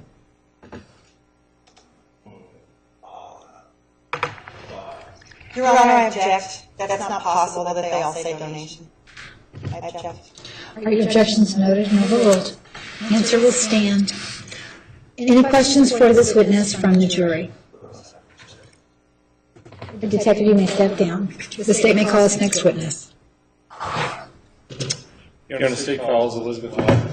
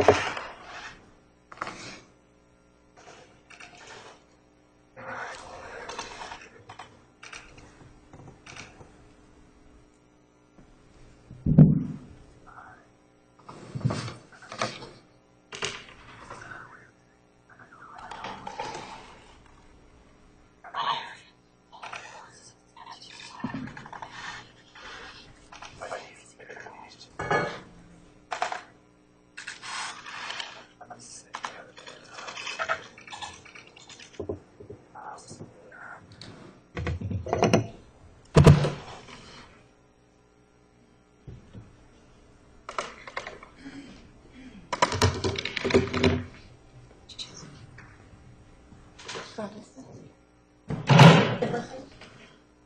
then spell your last name. Please raise your right hand.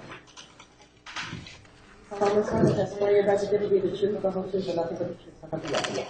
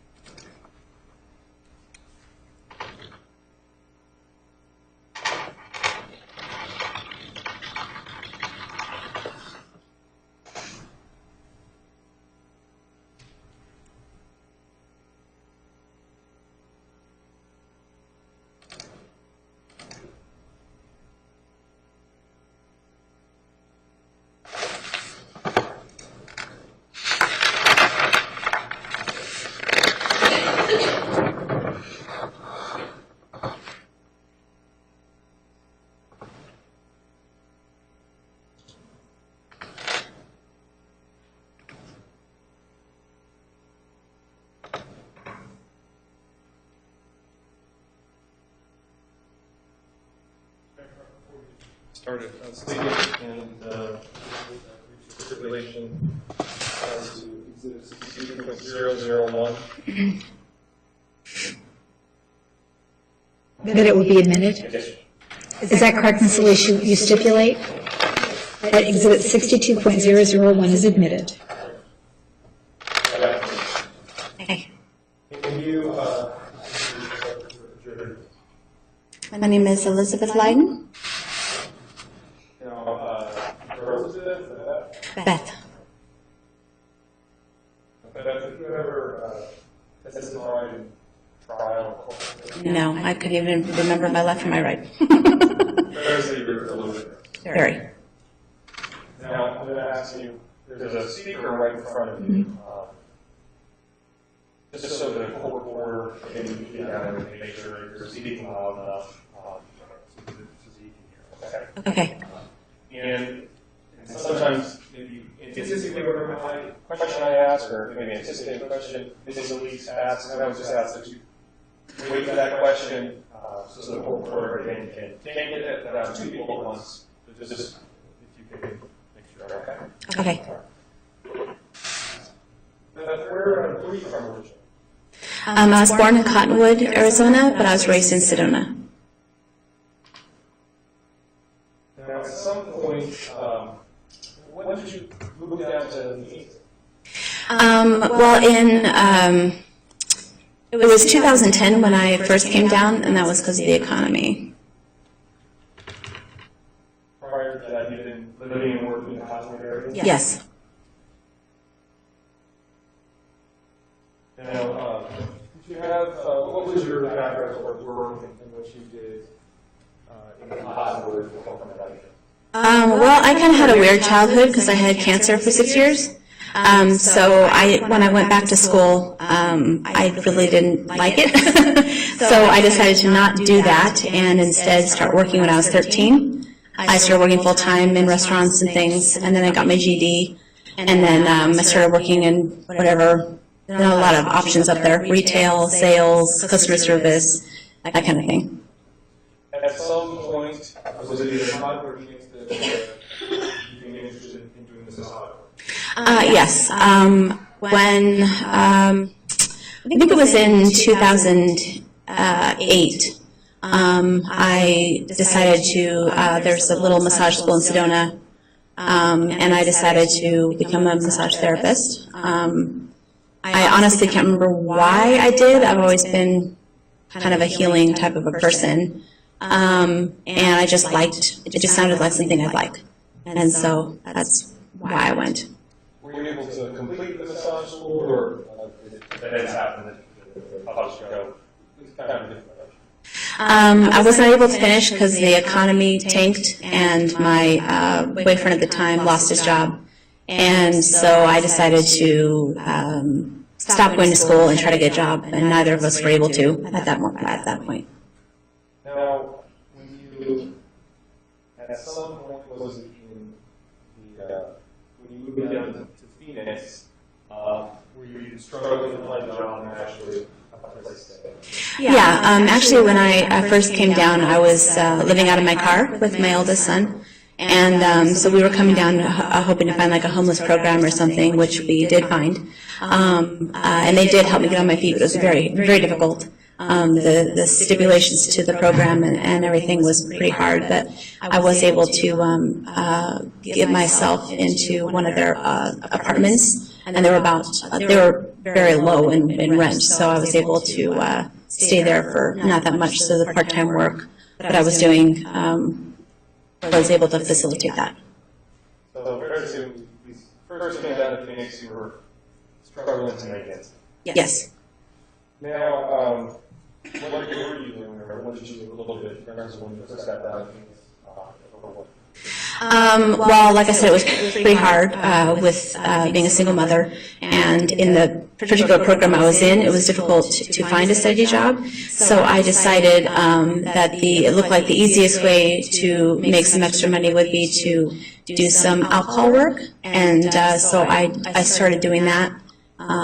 But it was, like I said, very part-time. I only had like one or two.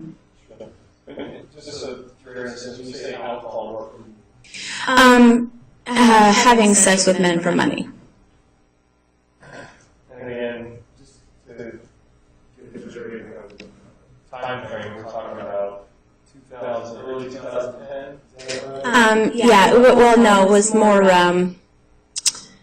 like the beginning of fall of 2010.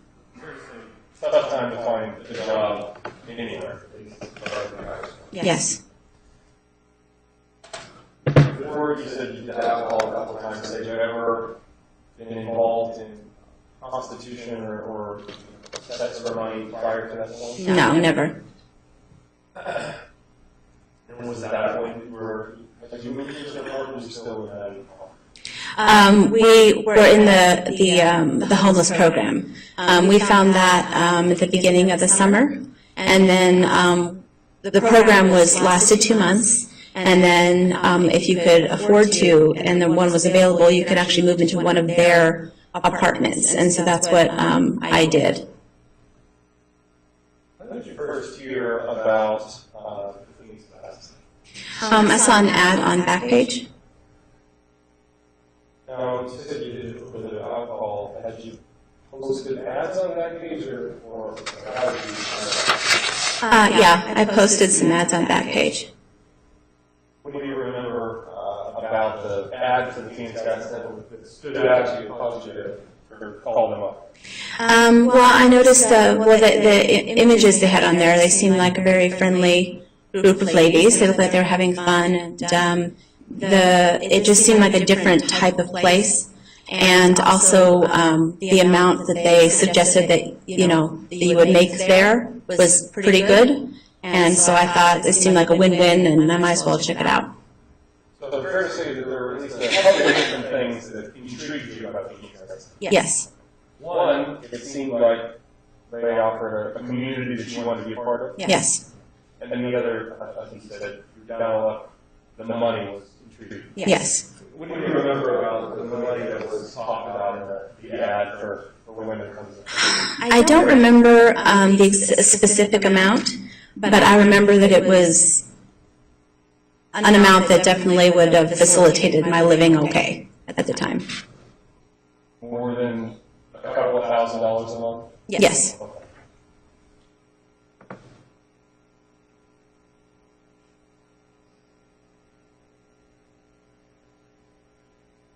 Just sort of said that's on the, you saw the ad on the back page, specifically in the adult section somewhere. Yes.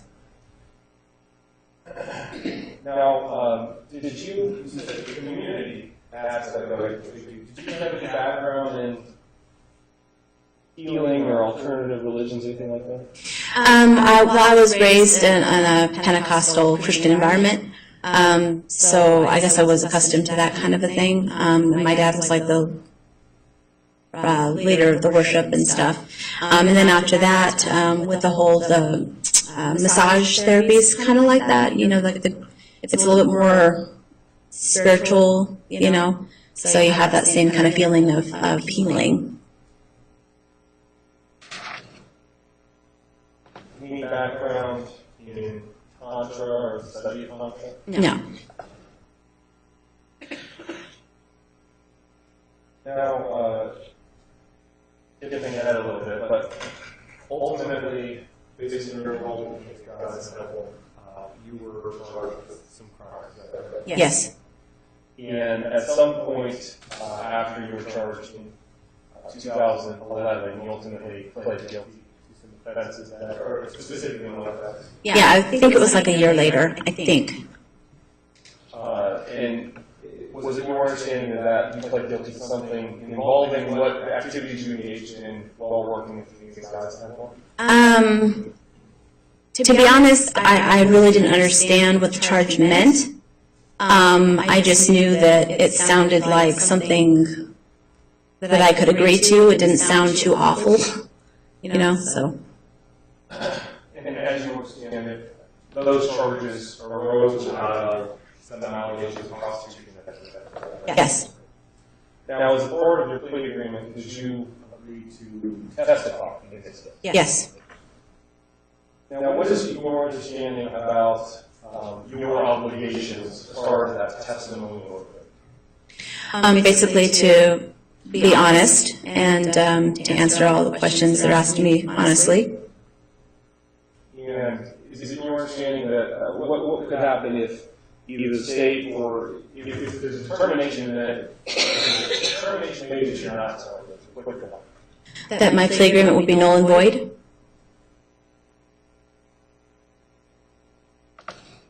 Just so we're clear, there's no agreement for you to testify specifically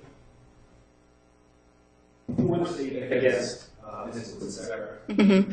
Yes. You just have to tell the truth. Yes.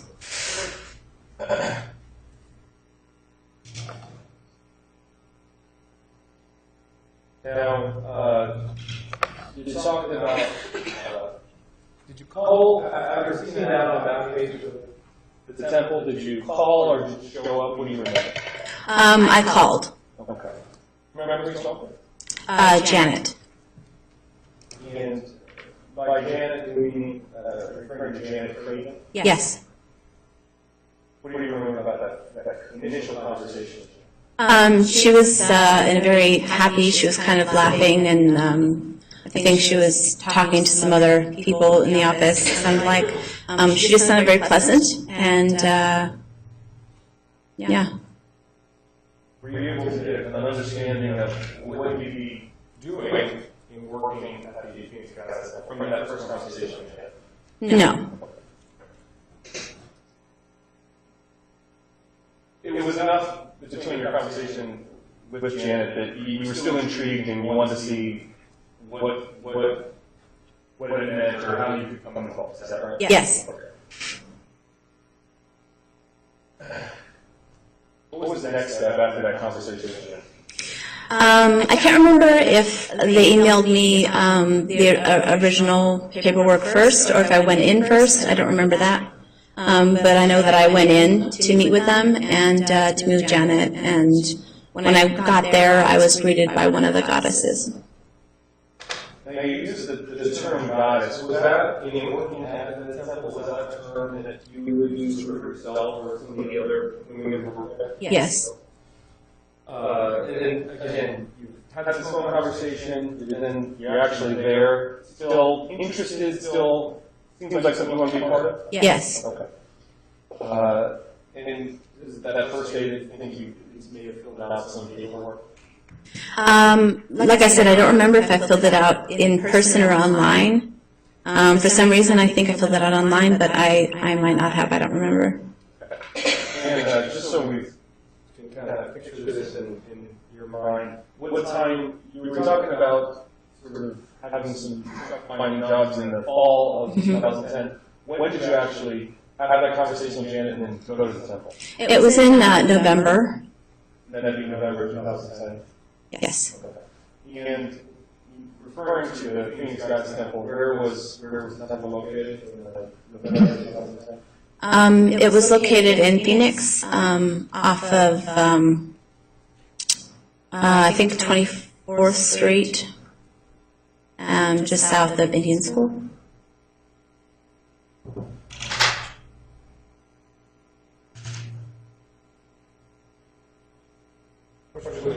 Yes. I'm going to ask you to take a look at Exhibit 62.001. Just glance at those pages and flip out the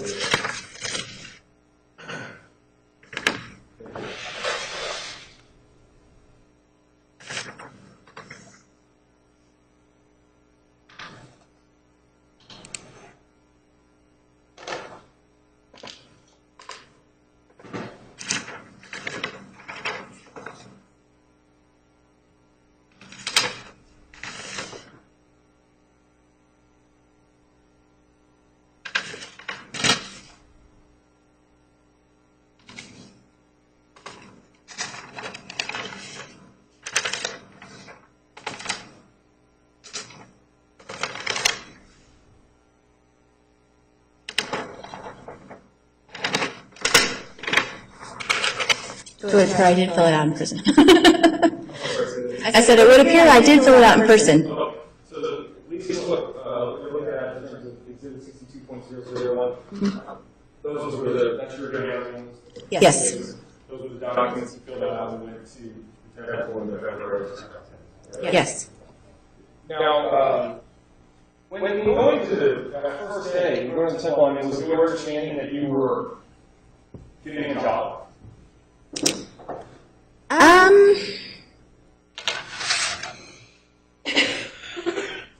Not in like a normal sense. It wasn't like I was going to work at a, J.C. Penney or something.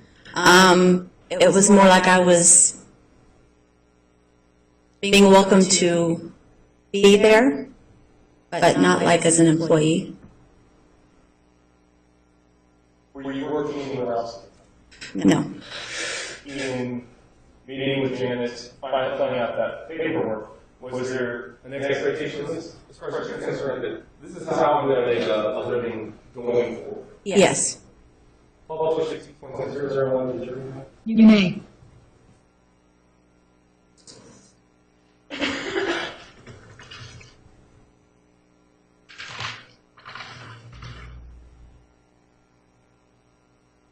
Show you page 2 of the 62.001 document entitled Temple Practitioner Profile. Was there, when you were filling out this paperwork, were you filling it out with Janet or anyone else at the temple? Do you remember? I don't remember. Okay. Do you remember if you had any questions as you were filling this out, if there was anyone that you spoke with, or? Well, if there was someone, it would have been Janet, because I dealt with her pretty much the whole beginning there. Let me ask you this. Obviously, you saw the ad in Backpage.com. You had the conversation with Janet. What was your understanding when you were filling out this paperwork about what you were going to be doing in these guys?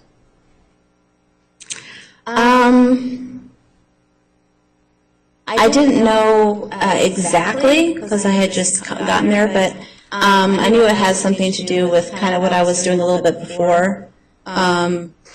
But I really didn't know exactly. And then when you say some of what you were doing before, you're referring to a couple of alcohol sessions? Yes. And then also I did anticipate like some massage. But that's just because that's what I knew. Now, in looking at some information here, there's some terminology, some language like bust. You understood that to mean breast science, is that correct? Yes. The next line, did you know what that meant before? You knew what you No, but I kind of figured it out. I mean, because what they were asking me about it, I kind of figured it out, but I didn't know that term before that, no. So some of the terms that you were introduced to, you had no experience with before. No. On the next slide, or a couple lines down, there's involved mutuality of the 1 to 5. Mm-hmm. Did you ask any questions about that, or did you just fill that one out? I think I asked her a question about that, but again, it's kind of self-explanatory, but I think I recall asking her a little bit about that section, and then that's why I determined to circle 4. What did you understand this 1 to 5 mutuality scale to be referring to? I like what you were willing to have done to you, or what you were willing to do to. And are we talking about the terms of sexual acts? Yes. I object to the term sexual acts, Your Honor. These were always described as ceremonies and healing. Objections noted and overruled. May continue.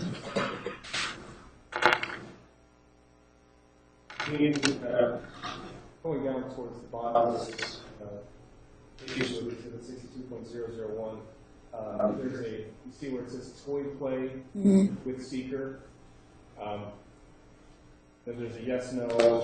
There's a toy play with practitioner, yes, no, and then there's a strap on, yes. Do you remember answering those questions?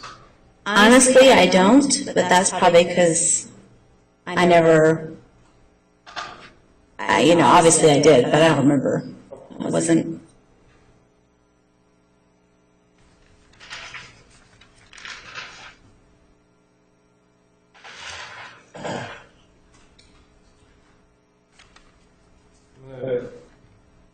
Refer you to page 4 of Exhibit 62.001.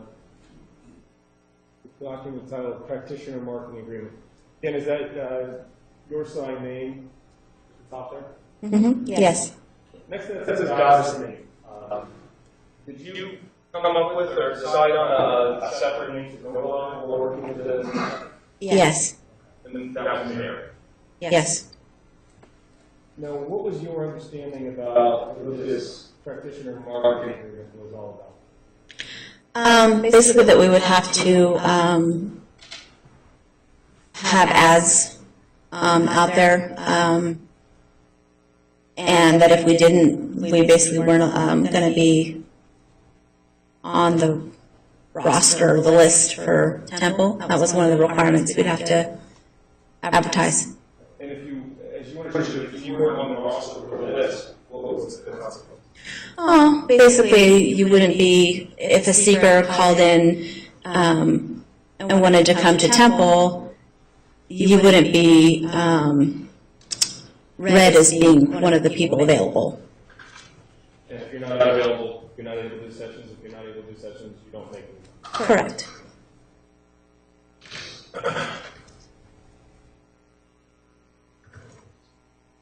Now, did you meet Tracy Elise on that first time that you went to the temple in November 2010? No, I don't believe so. About how long before, once you got started there, before did you meet Tracy Elise? I think it was maybe the second or third day. And how was she? I don't remember, honestly. Is Tracy Elise here in corporate? Yes. Can you point her out and describe it? She's over there, in beautiful blue. And you were referring to the Yes, defense there. table? And the record reflect the witnesses identified? Yes, it will.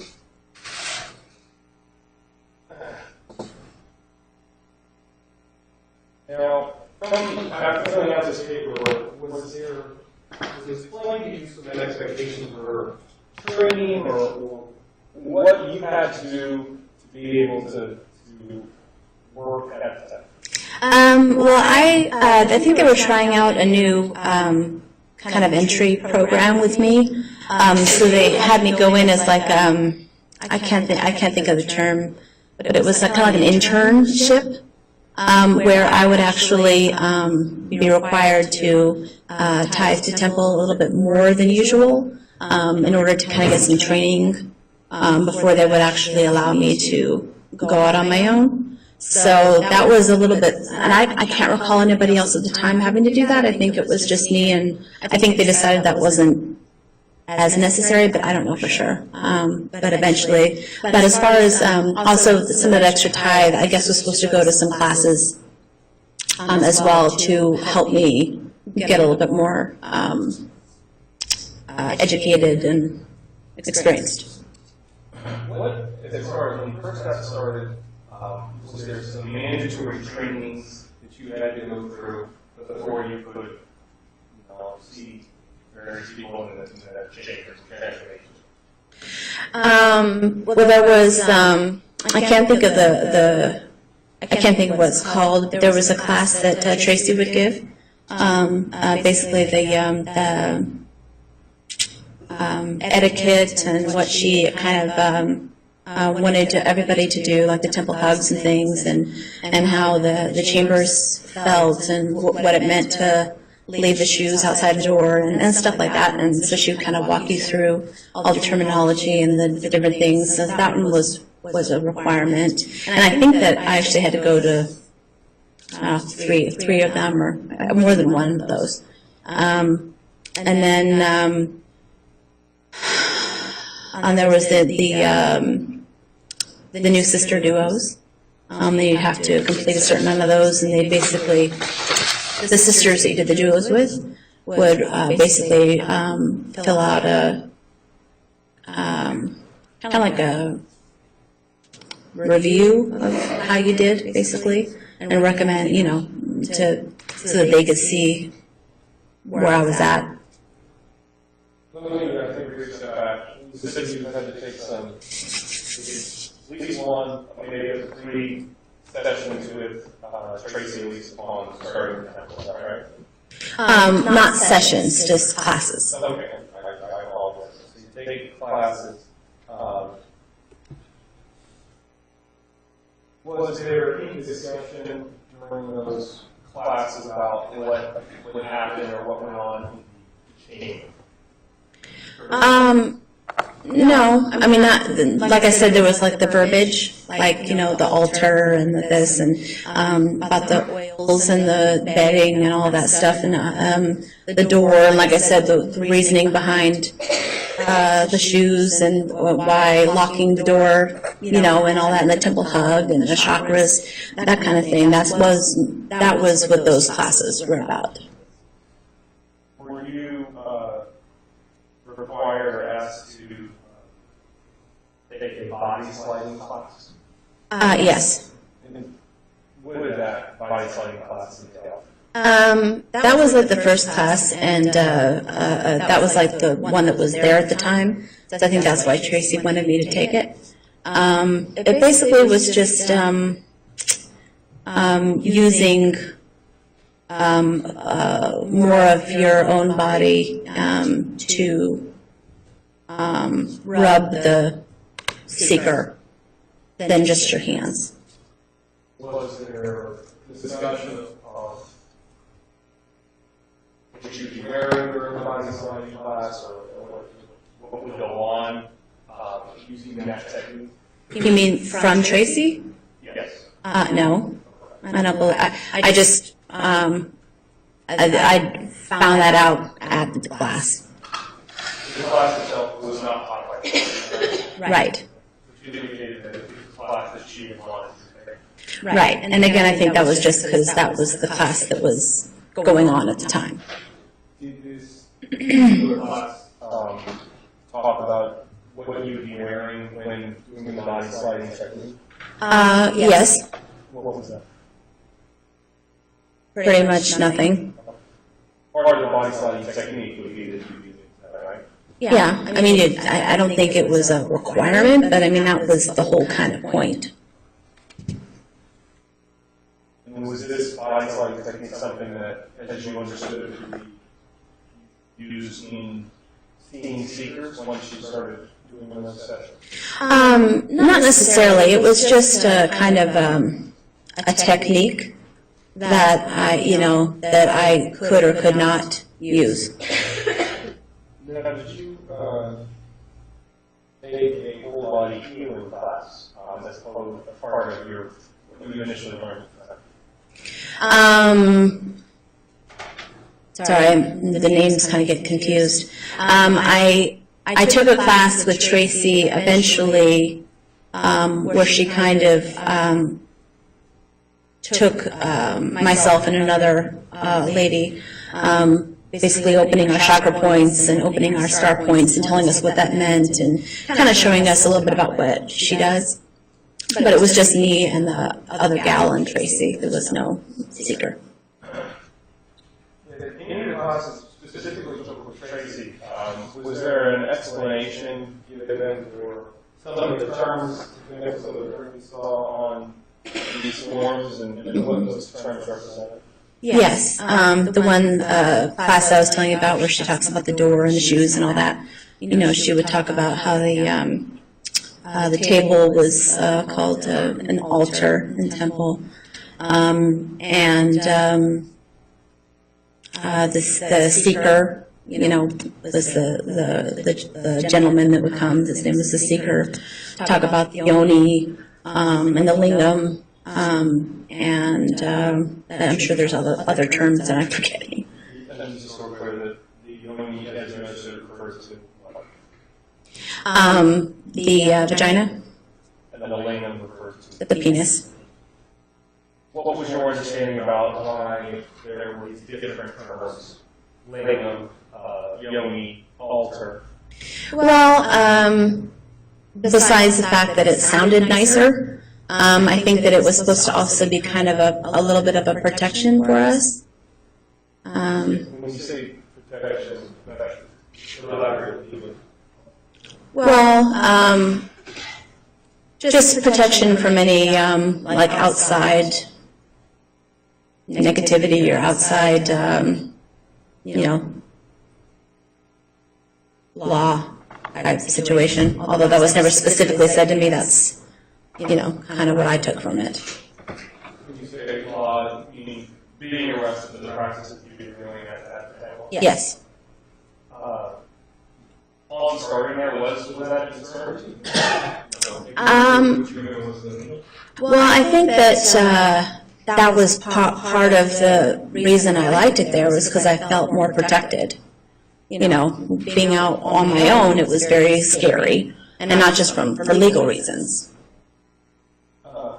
You felt protected in starting the temple from law enforcement for being arrested. Why did you feel protected as far as that? Well, because I did believe, that it was more of a spiritual place, and I believed the healing that we were doing was, I believed that it was, covered because we were a church, and so I did believe that was true, especially in the beginning. And your belief that you were safe, Mm-hmm. that what you were doing was fine, with that belief. Who told you about that and said, you're fine, you're not going to be in any sort of trouble? It was mostly Tracy.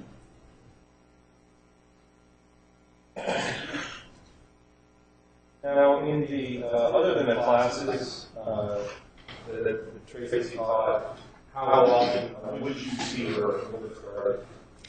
Actually, in the beginning, I didn't see her all that much. I know she would travel to Sedona a lot, so I'd say maybe half the time. Now, took a look at that document marketing agreement. What was your understanding about how the ads worked? The ads are what you would be doing. How that works?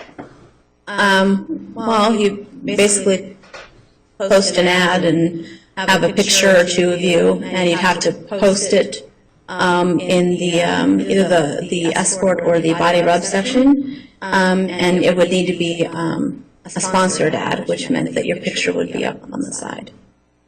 And then specifically, sponsored ad would be. Sponsored ad means that you basically get your photo goes kind of up on the side, so it's more visible. If you don't do a sponsored ad, it just kind of gets lost in the group. Now, how was payment for the ads supposed to work? Well, in the beginning, I think that a part of what I was, that extra that I was tithing, I thought was supposed to go towards that. But I think that for whatever reason, that never happened, so I just paid for the ads out of my own pocket. The traditional understanding was that, and just by way of example, if you did a session with some individual and you left for an hour, $204, what was your understanding about what would happen to that $204, or how would you split it up? Well, in the beginning, like I said, it was different because it was a little bit more, I can't recall the amounts specifically, but a part of that amount would go, I would tithe to temple, and then the rest I would keep. As far as the percent, you can specifically remember? In the beginning, it's really hard to remember. I want to lean towards, after I got out of that internship program, I want to lean towards 35%, but I could be completely wrong. I don't know for sure. And what was your understanding about where that 35%, meaning that money that you gave back, where that money goes? Well, I know that it would go to the oils and the towels and the, admin, that kind of stuff. Did you think at least a portion of that money was your understanding would go to paying for your ads? Again, I was kind of not for sure on that, and I'm the kind of person where I usually don't make a stink about something. Like if my steak is not perfect, I usually don't send it back unless it's raw. So I think that I believe it was supposed to. I think I heard that, but since I didn't want to make a stink about it, I just posted them myself. And so the actual ads that went on, because of the body rub, the escort section, you created those ads yourself? Yes. Did you remember if either Janet or Tracy looked at the ads before they were posted, or how that all worked? I don't remember them looking at them prior to, since there was other goddesses on there, you can kind of see their wordage and stuff and kind of get a feeling for what you want to say. I think they were more concerned about the photos. I believe it was a rule you couldn't post an all-nude photo, but I believe that was really the only thing. I don't remember them ever telling me to change one. But I think that, after the fact, they would look at them and, yeah. The photos that were, did you have those photos taken yourself, or how did those photos get taken and then put on there? Most of them were taken in temple. Yeah. What requirements did Tracy or Janet have for how those photos should look? Well, they would want you to dress in, quote unquote goddess attire, nice, flowy, feminine, and they would just, nice, pretty, feminine. Did Mrs. Lisa have some specific ideas about the dress and how the goddess should be dressed? Yeah, again, just kind of flowy, and then the different goddesses would dress differently. Like Gypsy dressed in, attire that fit her goddess name. Now, you mentioned,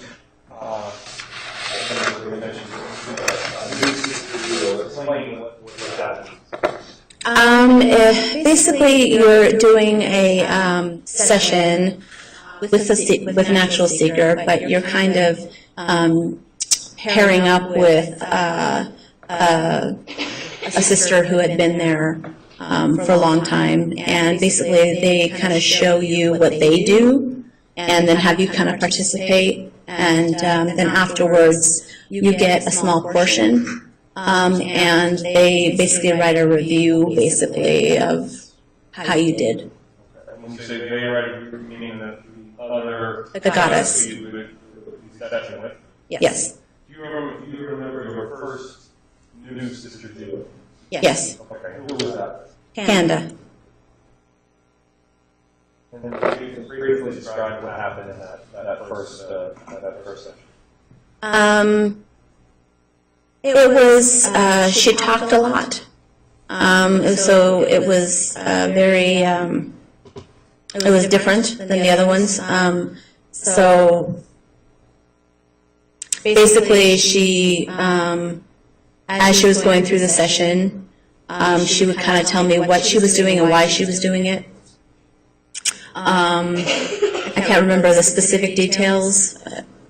You know, she would, the seeker undressed and got onto the altar and on his stomach originally, and then she did like some chakra opening and some rubbing and a couple breathing techniques, and again she was talking pretty much the whole way through it. And at that point, I think I was participating a little bit, but it was mostly just her talking about what she was doing and why. Now, ultimately, during that first new sister duo, did the individual, the man who was there, seeker, was he turned over onto his path?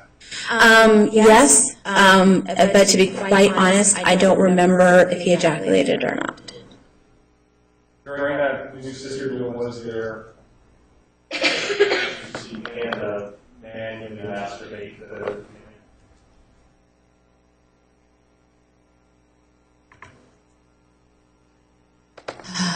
I honestly don't remember exactly what she did with, I remember more what she did when she was on his stomach. Well, I remember the rubbing, and I remember her focusing on his buttock area and doing some breath work on that region. That was what actually, for some reason, that's what I remember the most about that whole thing. And again, we're talking about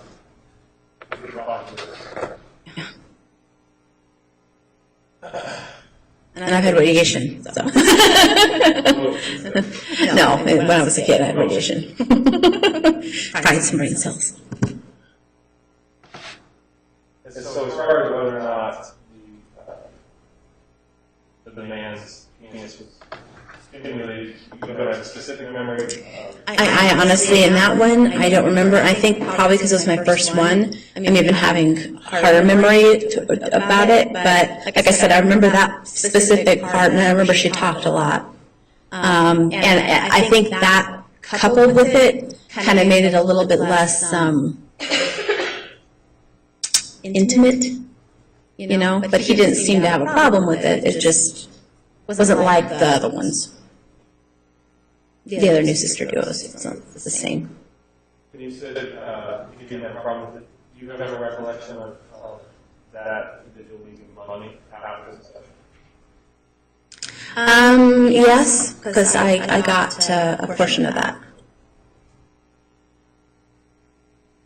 In any of the trainings you received before that new sister duo, was there a discussion of whether or not you could talk about money while in the session? That was one of the discussions in class that was talked about, that no, we're not allowed to talk about donations at all or money at all, and that if the seeker had any questions about that, that we would have to go get the gatekeeper.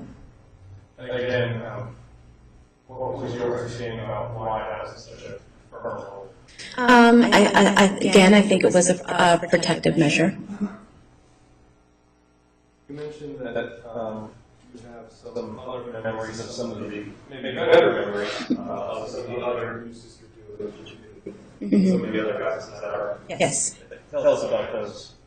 Well, I did a new sister duo with Kiahi, and that one, was more of a,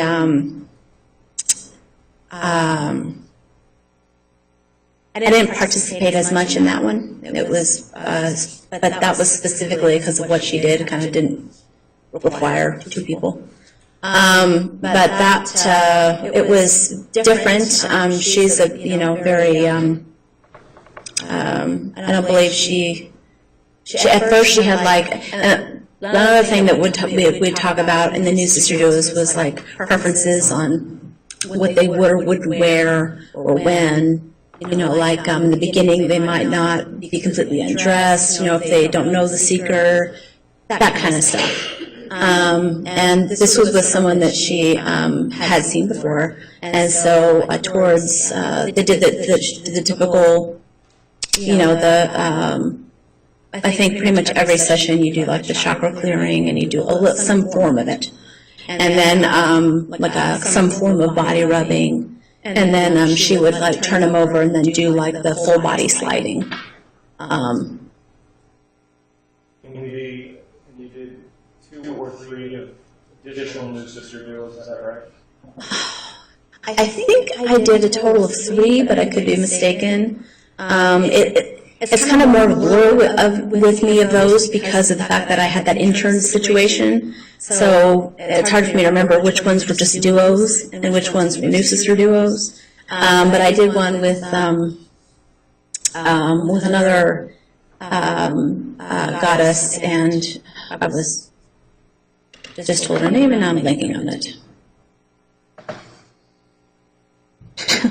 Anyway, but that one was more. And again, that one might not have been a New Sister Duo. That one might have just been a duo. But that one was more me involved.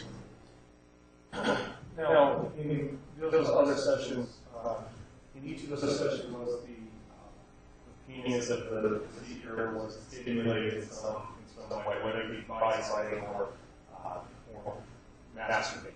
Yes. Now, you mentioned that you went through this internship, and at some point were you required to do a threshold session? Yes. What was a threshold session?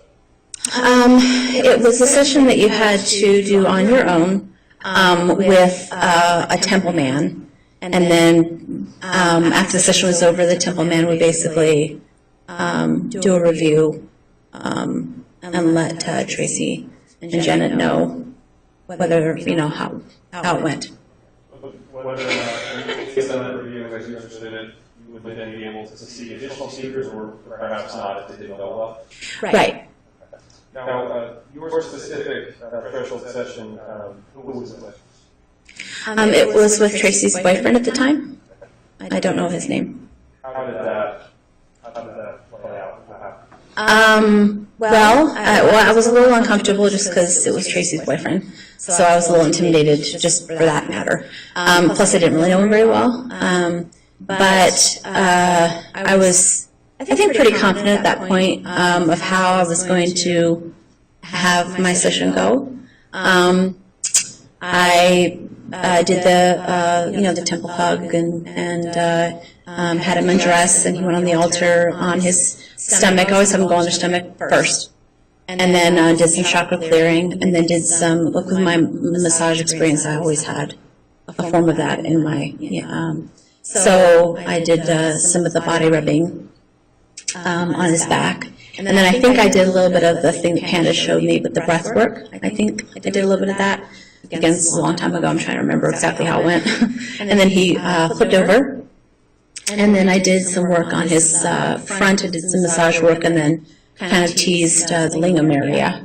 And then proceeded to, touch that area. And then at one point I actually got onto the table, and we kind of hugged a little bit, and I think that was pretty much around the time he said that was, kind of it. Now, you mentioned that at some point during the threshold session, you began to touch Tracy's boyfriend's lingam or penis area. Mm-hmm. Yes. Did you have some knowledge about how this threshold session was supposed to go, whether or not you ejaculate? I actually had been told by one of the other goddesses as a heads up that he that he has an understanding with Tracy that he's basically not supposed to have ejaculate during those sessions with other women. Approach, please.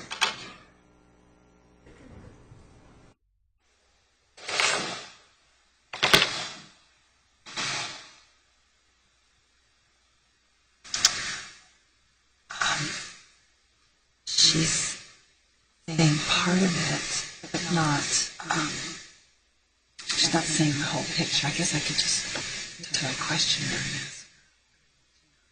Because in some of the things she's saying. Mr. Leiter, she's saying, I didn't know. I'm sorry. I know,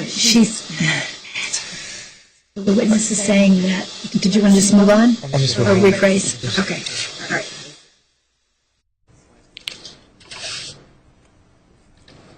Ladies and gentlemen, we're going to take the afternoon recess. 15 minutes, please remember the admonition.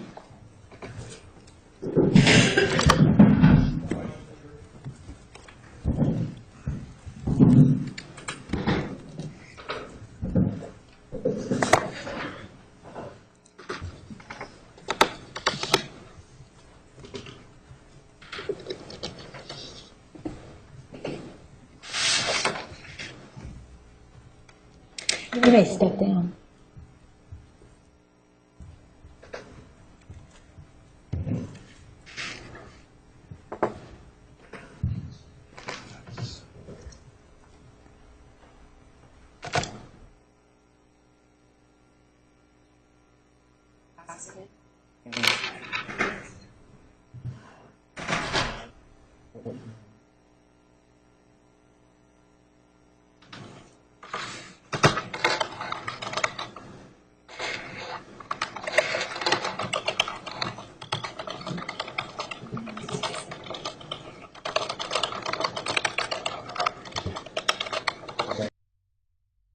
Mr. Leiter, you may continue with direct examination.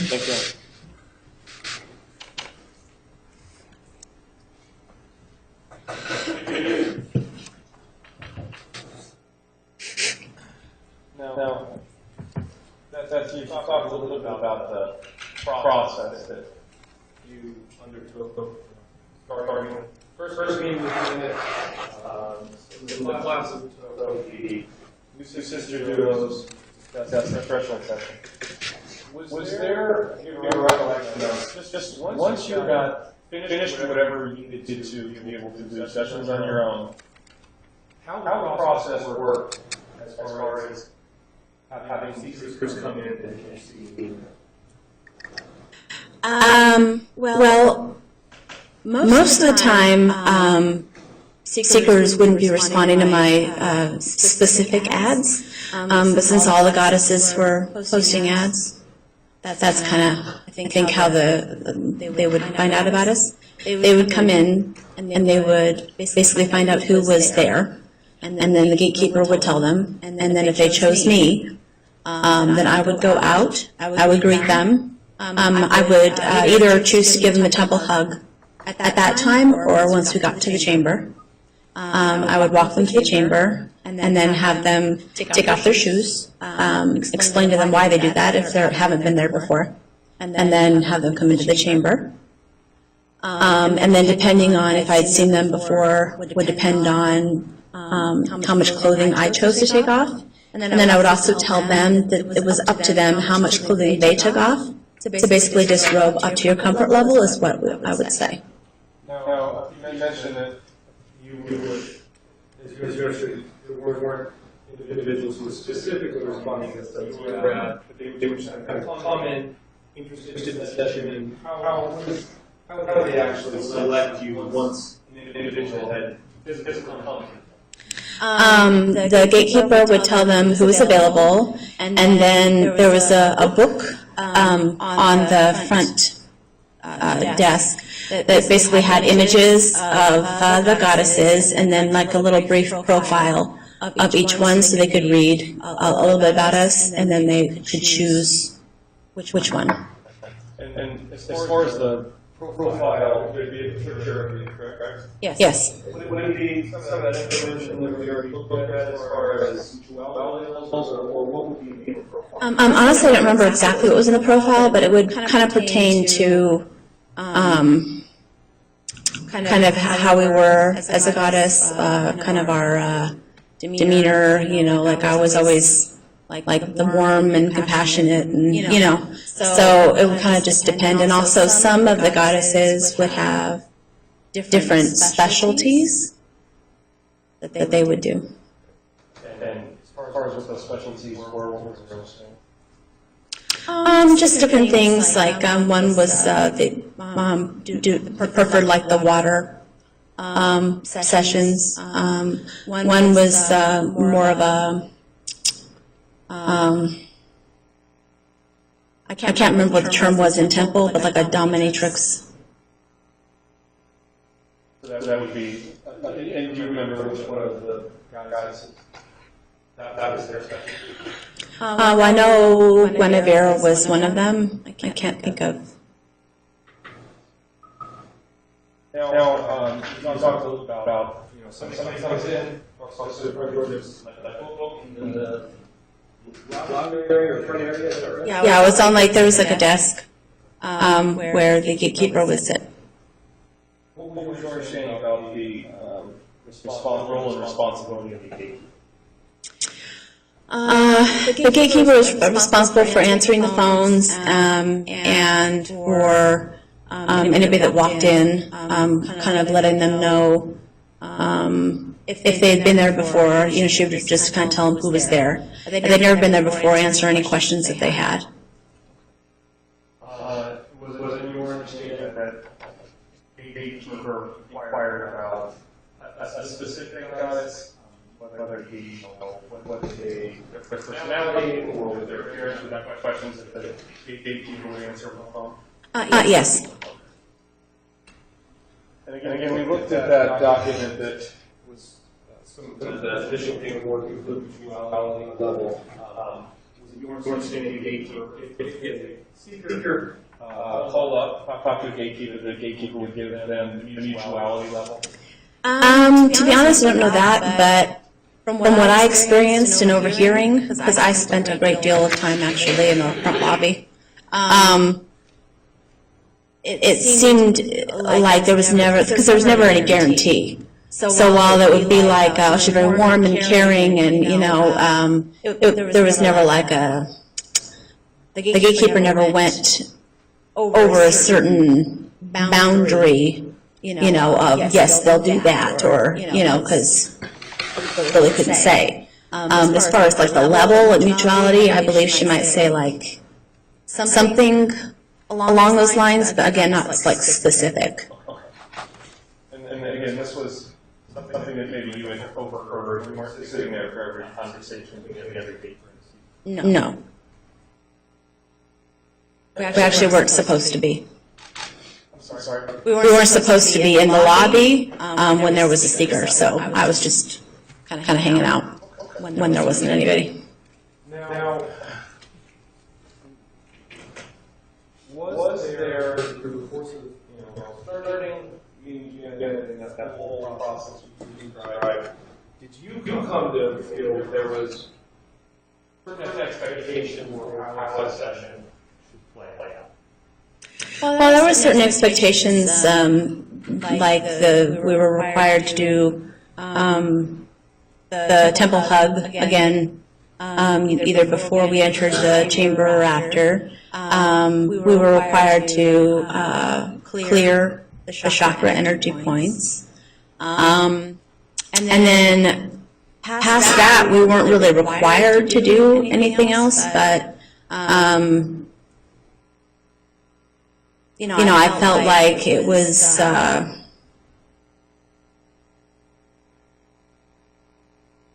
it wasn't really, there was nothing else that I can remember that was really required, except for the terminology.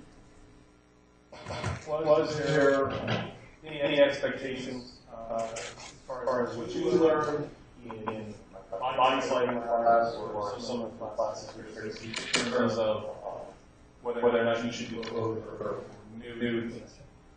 Again, all of like the class like with the body sliding. The classes with Tracy never involved any of that really. But that I learned more from like the new sister duos and things, and they were just telling me their preferences, and then that was kind of how I would, agree or disagree or with that. As far as you sort of develop in talking specifically to Tracy, sort of feeling or belief on how she wanted you guys to say.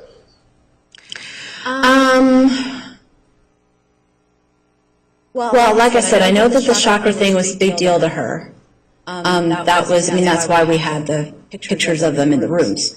And the rooms were all colored in that way, so that was a big energy healing was a big part of it. I felt like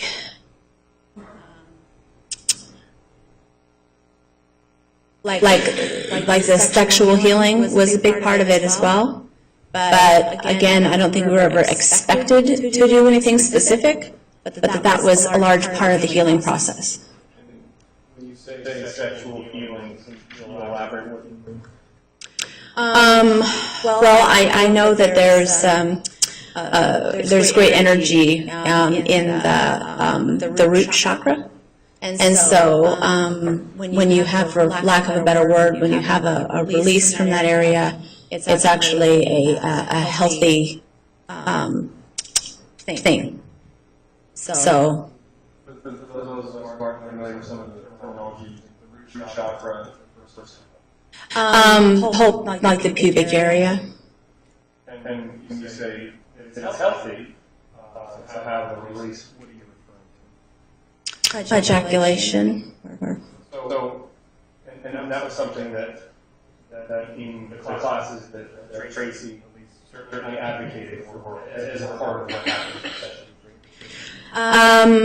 3. Again, I don't think it was expected, but it was something that was talked about as far as the healing aspect of it.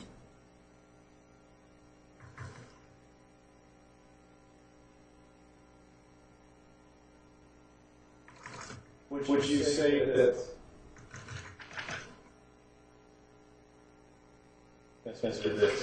during the sessions that you conducted, was there always, as far as your recollection, always sexual healing or some ejaculation in most, if not all the sessions? In my sessions, there was. In most, if not all of the duo ones, there was. It just differed. Excuse me. Now there's been, I think, some discussion about when you first came to work and how you had an expectation of certainly making enough money to live on, right? Yes. Was there work out that way for you, where you were able to make all the money that was hoped for from the ad that you responded to? No. Now, when you were able to do, what was the reason as far as the reason you weren't able to make all the money that was promised? I think that it was probably because there were other ladies there that were maybe a little slimmer than I am, and that just tended to be a little bit more popular. Or as we sessions with individuals, did they, your memory, always leave money after a session? Yes.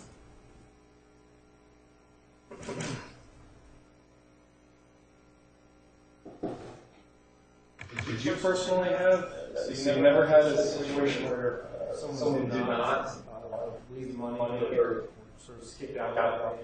Yes. I think that happened like maybe once, twice the most. Obviously, in you were at the temple beginning of November. How often were you doing that day? I don't know if it was the beginning of November. I think it might have been, but from the time I really fully started, which I don't think was until actually the beginning of December, I was there pretty much all week, full time, like in the morning to the afternoon. Like Monday through Friday? Yes. Now, did you become aware of situations where someone didn't give money for a given session? Yes, you'd hear it once in a while, but I don't think it happened that often. If there was a situation where money was not left free, how would you I would report it to the gatekeeper or Janet, whoever was available. Now, were you aware of if that situation did arise with either Janet or whatever gatekeeper? What would happen? Honestly, I don't know. I don't ever remember there being like a policy or like them doing anything specifically. It was just something that happened once in a while. Now, do you ever become aware of, not a specific list, some page that has some information about problem seekers? I wasn't aware of like a list per se, but I know like on the appointment book, there was a couple of names that would be put on there that we absolutely were not allowed to see them, but I don't know why not. I don't know what the deal was, why we weren't supposed to see those seekers. Yes, was it your belief that people came to this session that they were supposed to leave money? Yes. Obviously, you are ability to pay your own bills and your own part depended on people who came in and saw you leaving the money at the end of the session, right? Yes.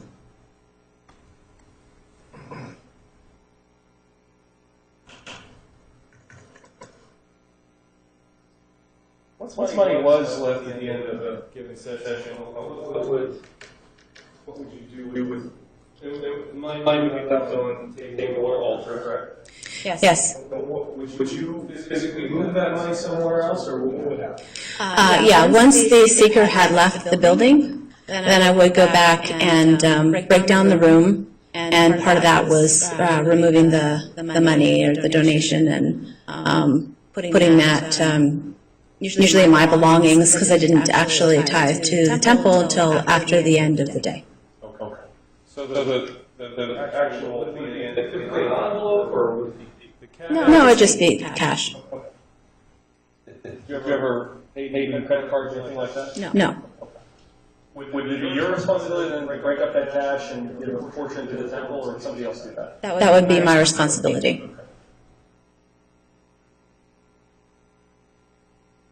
That would be kind of settle up at the end of the day, is that? Yeah, you'd basically tally it, and then you'd put it in an envelope and write, your name and everything on there, and then put it in the safe. Okay. Do you ever have any issues or situations with Janet or the other gatekeepers about not paying your fair share or anything like that? No.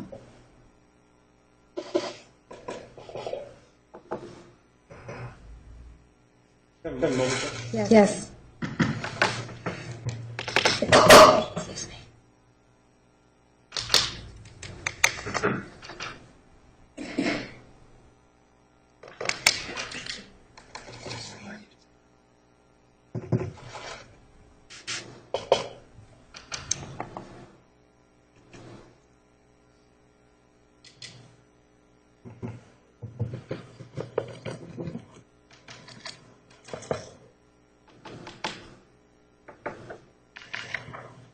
Now, after you began doing sessions, did you follow up specific on traits about, hey, are you doing everything you're supposed to do in this session? I don't remember anything like that. Now, When we started talking this morning, you talked about your interest in the temple, people really intrigued by the community and what the community offers as well as the money, right? Yes. Starting in December 2010 through the early spring, were you getting what you wanted in terms of that community and involvement? Yes. Yeah, I think that if I wasn't, I wouldn't have stayed. Now, at some point in the early spring, there was a New Times article that came out. Do you remember that? Yes. What do you remember about how the New Times, that article coming out, and how that impacted what went on at the center? Well, I think that it kind of, before that, when the actual journalist had come to Temple, people were already kind of getting a little bit nervous. But since we really didn't know what she was going to write about, we weren't, wasn't panicking. But then when it came out, people were, I was, kind of freaked out. Before the article was actually published, people were nervous. Because we didn't think that it was a good idea to have media in Temple. If we didn't think that it was something that, A, the bulk of the population would understand, and B, it was a private sanctum that we thought should be private. Did you or the people that you have some concern about the legality? Yes. I mean, from what you described, at some point, did you feel like you were engaged in prostitution?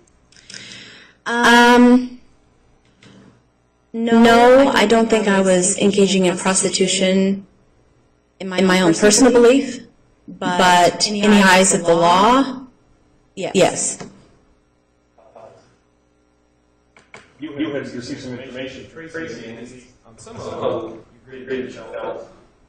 Like what had set up the temple was a way around the law? Yes. At least is that what Tracy led you to believe? Yes. Now, after the article came out, did things change on a day-to-day basis at the temple? Yes. Well, people, some people just left and didn't want to be a part of Temple anymore. The whole demeanor just kind of started to change. There was, and Tracy was there a lot more often, and it seemed like she was angry a lot. And there was some new people that were coming into Temple that were allowed to practice that I and most of the other goddesses didn't think were goddess material. If you can elaborate a little bit more. After the article came out, new people came in, and how was it different than what you had experienced? Well, it was different, because it didn't seem like I didn't witness them having to go through the same protocol, the same kind of classes and educational platforms to get them ready. It seemed like they were just kind of put right to work. And that kind of bothered me, but it also seemed like they just, and that was part of the reason I think that I felt like they didn't understand what Temple really was, and so they were allowed to practice, in my opinion, without really understanding what we were even doing in Temple and why we were doing it. As you understood, what was the driving force behind all these new people coming in who didn't necessarily practice as you would follow? Well, I think that I think it was financial. Elaborate financial how? Well, I feel like like one goddess in particular was very attractive and very busy, but she didn't really have to go through any training. She just went right into sessions. And I think that I know that there was some like issues with rent, and I know that the building has some back rent issues, and so I'm I'm fairly sure that there was some money that was needed on top of everything else. Some of the people that were that are working at the temple, what about their backgrounds? Following these questions. Well, it wasn't really their backgrounds. It was just the way that they would talk about temple. And one instance in particular, a gal was talking about it in a more of like a sexual, parlor type feel, and that, wasn't what I believe temple was. So at least going into the spring and summer of 2011, and again, there were people brought on board who were just there to have sex or more. Yes. I object that calls for drawing a conclusion about. Overruled. The answer will stand.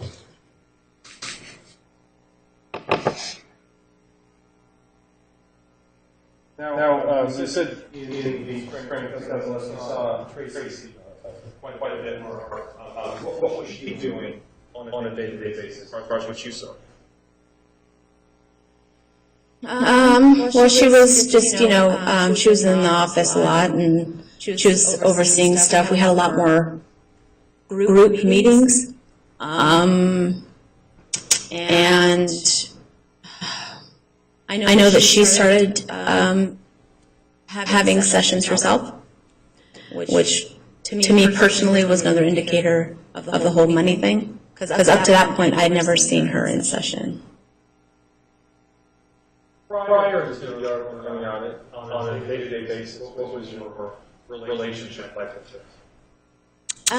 It was, like I said, before that started to happen, she wasn't there that often. When she was there, it was mostly pleasant, especially when we were in class. She really kind of thrives as a teacher.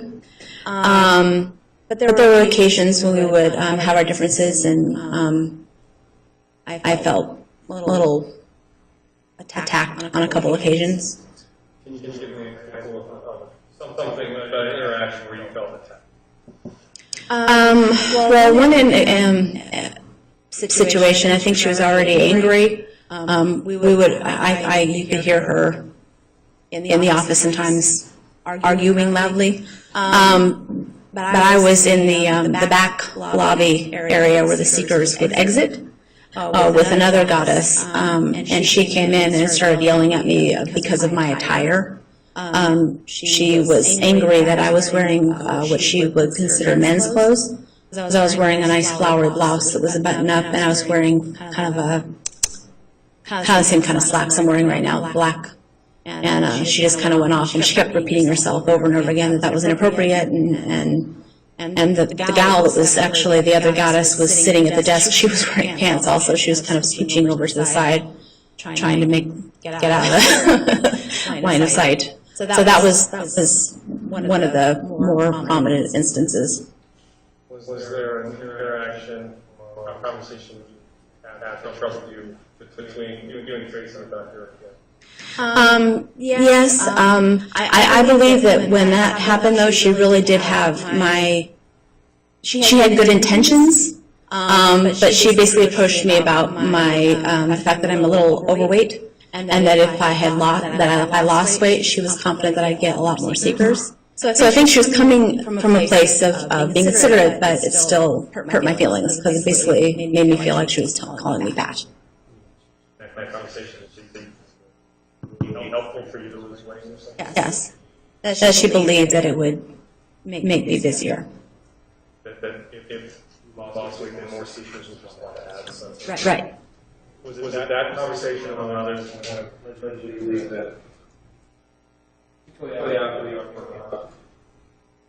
basically began to be more focused on money and money the temple was making? That particular conversation, no, because that was actually towards that was not towards that time. It was actually in the beginning. And then she actually, in another attempt to be gracious, she actually did it again later on, unintentionally, kind of offering me a weight loss product as a kind gesture. Again, it was kind gesture, but to me it was, again, her telling me I needed to lose weight. But that was a little bit further towards that direction. But none of those conversations were really the reason why I left. Yes, she had her anger issues, but it was ultimately where I saw Temple was going, and I just didn't like that direction it was going. Now, you've talked a little bit about didn't feel like there was explicit expectations for what should go on in the session, but the conversations that you had with Tracy, which was implied, or which you took to me, needed to do a happy ending. Not necessarily a happy ending, but I feel like it was implied that the seekers were donating a handsome sum, and so they needed to feel like it was worthwhile. And when Tracy would say something, they're paying a lot. They're paying money. I did not say paying. Rephrase. You may.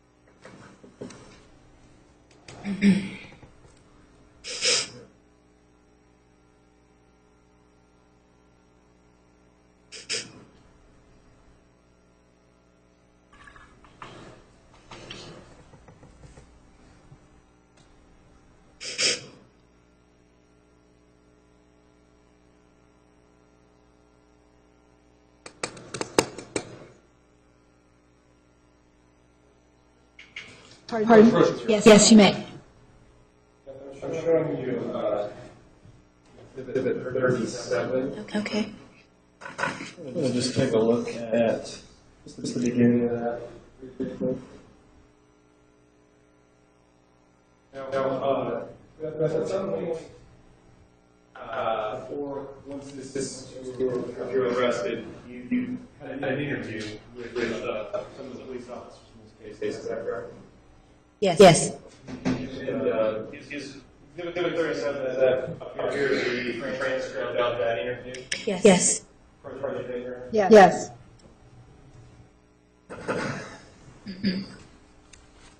I'm going to show you page 23 of exhibit 37. If you want to just look at line 994, you can read from there down to through line 1006.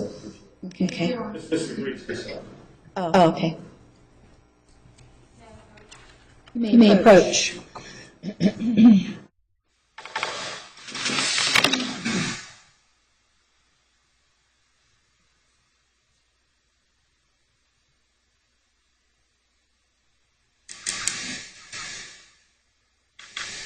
Yes, throughout Ms. Leiden's testimony so far, she has never said once, I don't remember clearly. She's actually had a really good memory. And then they're bringing this in, implying that she hasn't been able to remember the whole time. And yeah, I mean, there's a conflict between. I would like them to correct the impression that they just gave. She testimony she just gave. She doesn't remember all her testimony she just gave. She did not. Her entire testimony, like I remember it because she did well remembered testimony. First of all, she has indicated numerous times it's been over 5 years and her memory is not great. If you want me to ask the threshold question on whether or not this will help her remember what she said in that interview, I will. That's fine. Yeah. Fine. So your objection is that this is improper impeachment? Or improper, Yes. or improper, all right, so just ask the question, and first ask her the question that you want to ask her, and then ask her if the transcript would assist her in remembering. Yeah, so that we can see what she remembers, because both whatever happened in Temple and this were both really long ago. And so they're bolstering testimony by being able to present written material from way long ago. And if they just ask the questions, that would be a level feeling. So ask her a question. Ask her a question before you provide materials to refresh your recollection. Thank you. You may.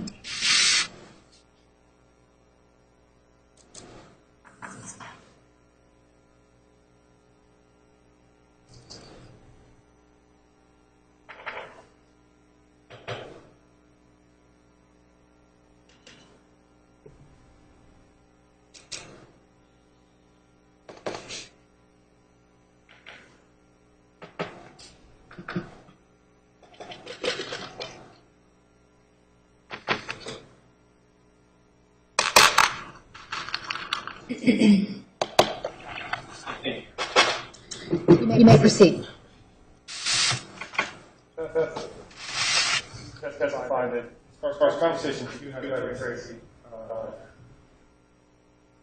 you didn't feel as if there was anything explicit, but there were conversations. You understood how she wanted you to accept it. Is that correct? Yes. Okay. And as far as that understanding, that your understanding comes from specific conversations you had with her and things that she said to you. Is that right? Yes. What are some of the things that she specifically said in those conversations? I understand it's been 5 years, but those things that she said that made you go, well, there's certain things she wants me to do. Well, besides the being very specific about the leaving of the shoes outside the door, of the temple hugs, and of the chakra clearings, she never really specifically told me to do or not to do something else. But I believe that I felt personally like it was sexual healing was a part of it. So I believe that was kind of implied that was a part of it. But again, there was no I had to do something or not to do something. But that was a very specific part of the body, that sexual organ part of the body that was a healing part of the body.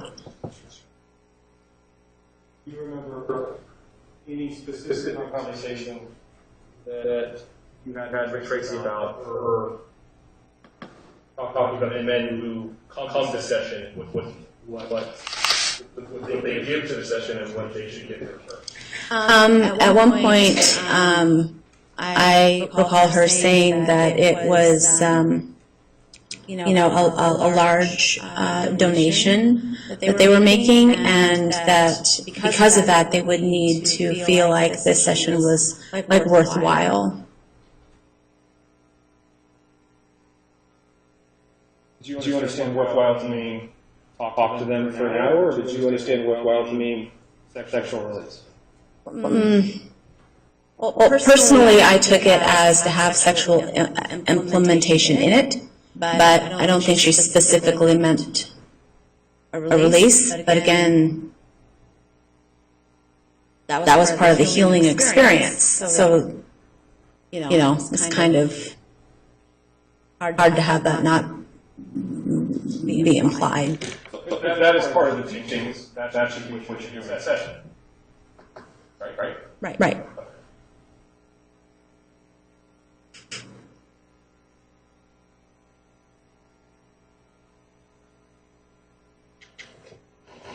Now, at some point, that you begin to do sessions outside of the temple. Yes. Why? I needed more money. Talk to anybody about making more money actually working at the temple? Well, what do you mean? So can you? Talk to Jen and say, hey, the ads about thousands of dollars. It's not making it. Well, I didn't ever specifically word it like that, but I know we had talked about maybe my getting some income from other things, like helping with parties or doing some things, but it never ended up really going anywhere. And then I think once the New Times ad came out, that kind of, other things were a little bit more important. But I just, at that moment in time, I needed to make more money, and I wasn't making it there. Now, at some point, give us a time frame. At some point, did you think after the article came out, you started to think, I'm not liking where the temple is going, correct? Yes. Was there anything else that happened in the summer of 2011 that helped you, convince you, this is not where I want to be? I think that for me personally, the straw that broke the camel's back was the tribal thing. I didn't agree with any of that, and I didn't agree with and I didn't like some of the things that I was hearing about that, but that just was to me the thing that that was it for me. Why? Why was that important to you as far as decision to continue working at the company? Personally, I think that, personally, I think that that kind of religion, tribal, is very, very special and very kind of closed off. And I don't think that it's that easy to just join one. I personally, I kind of took a little bit of thinking. Personally, I felt like it was a way to kind of get some extra protection, and that was like the only reason. And then on top of that, I was hearing some talk about peyote and different things that from some people in Temple that I wasn't agreeing with. That aspect of it is not something that I personally, do. So, but that whole thing was just kind of it for me. Was that whole experience with the tribe part of what made you feel like the temple was going away from the reason you originally joined? Yes.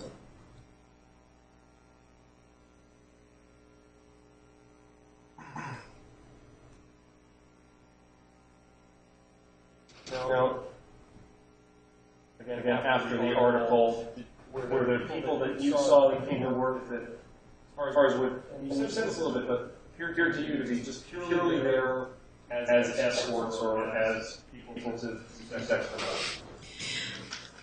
Yes. Again, many of them had little to no training, and some of the training that you had. Right. I object, Your Honor. There's no way Ms. Leiden could have known what anybody else's training was. This is speculation. Overruled. You may inquire and cross.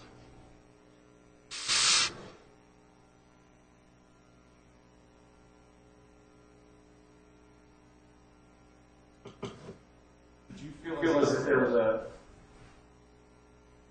focus on behalf of Tracy more for more attractive women who work at them?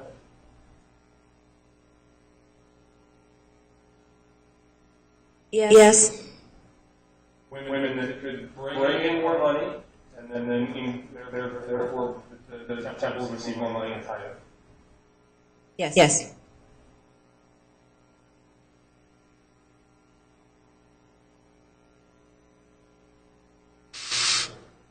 Almost finished, but do you have any specific memories of witnessing one of these new people that had sort of a escort focus? Come in their interaction with. Yes. Can you describe that? Well, there was one that had come in after a group meeting, had made some comments to me that I didn't like. She basically said that she was there in order to.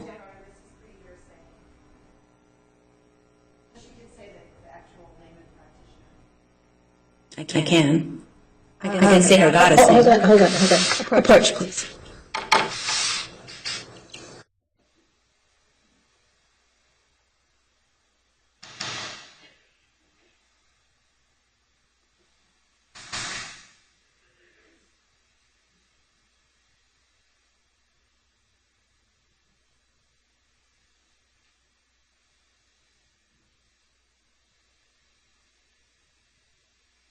Right, your objection's hearsay. Why isn't it hearsay?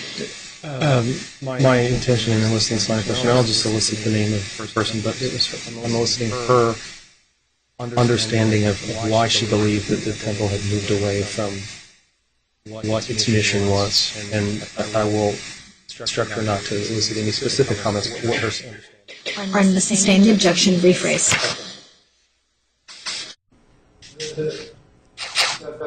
Individually talking about what was her goddess name? Bridget.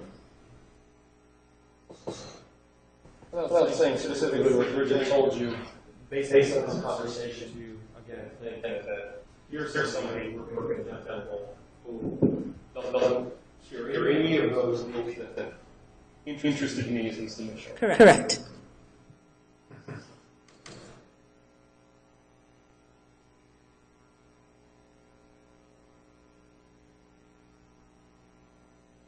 Moment, Judge. Yes.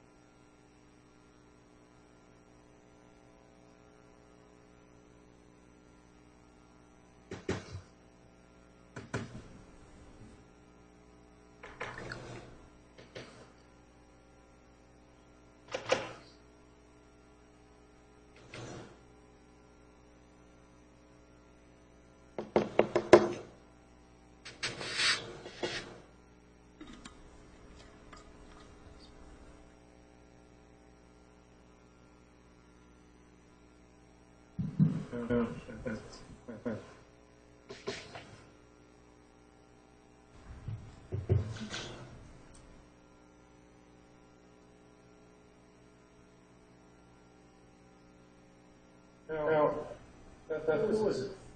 As far as who ran, what was your Well, it was my understanding that Tracy was the kind of the owner and operator, head of the temple, and then next in line would have been Janet, and then next in line would have been the gatekeeper, and then the school was a separate entity. Now, you actually began.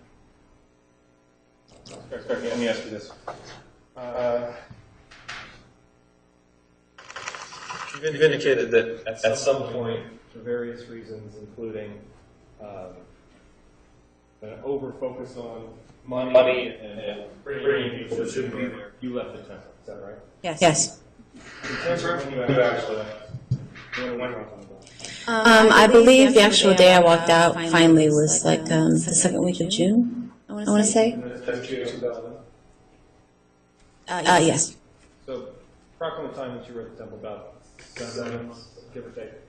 Give or take. And then I started to kind of not go as full time though, starting in like May, April, May. I started to not be there all the time.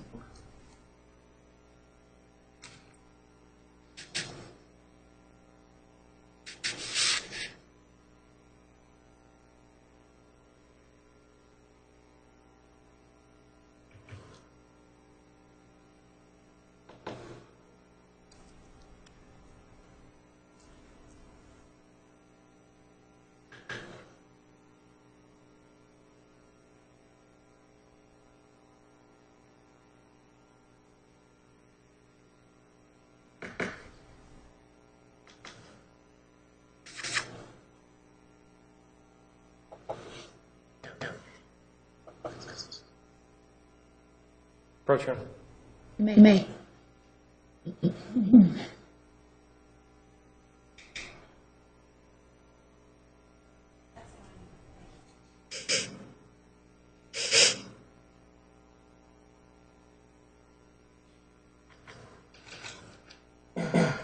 Now, after you left the temple here, you also backpage or do something similar to what you were doing? Yes. Okay. How long did you do that for? From the time I left until probably the middle of August.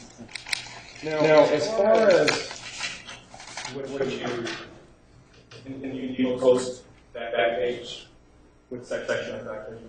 The adult section, usually the body rub. And as far as what were you creating ads, very similar to the ads that you were creating when you worked at the Team Scouts? Similar, but I made sure to remove any terminology that would associate me to temple. Why is that? Because I wasn't in temple anymore. And now, as far as how you would, you called what you did at the temple a session, right? It's fair to say that what you were doing, what you left at the temple was very similar. oh yeah, even more so. Like I got even more involved in like the chakras and the tantra work, and so it was even more like energy work, even more so when I left. You made a specific focus or decision to focus even more on the healing aspect than you were taught or required to be at the temple. Yes.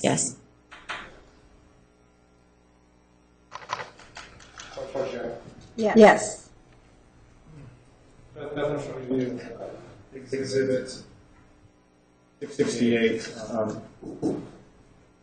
Take a look at that briefly.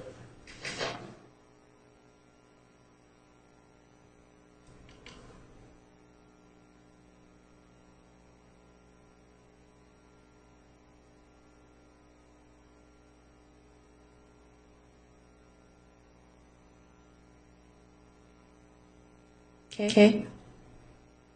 Is that an ad that you created? Yes.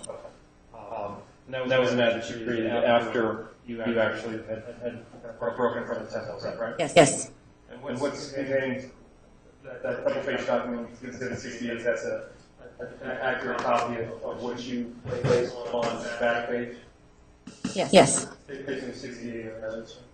Any objection? Exhibit 68 is admitted. You may. Oh, that picture.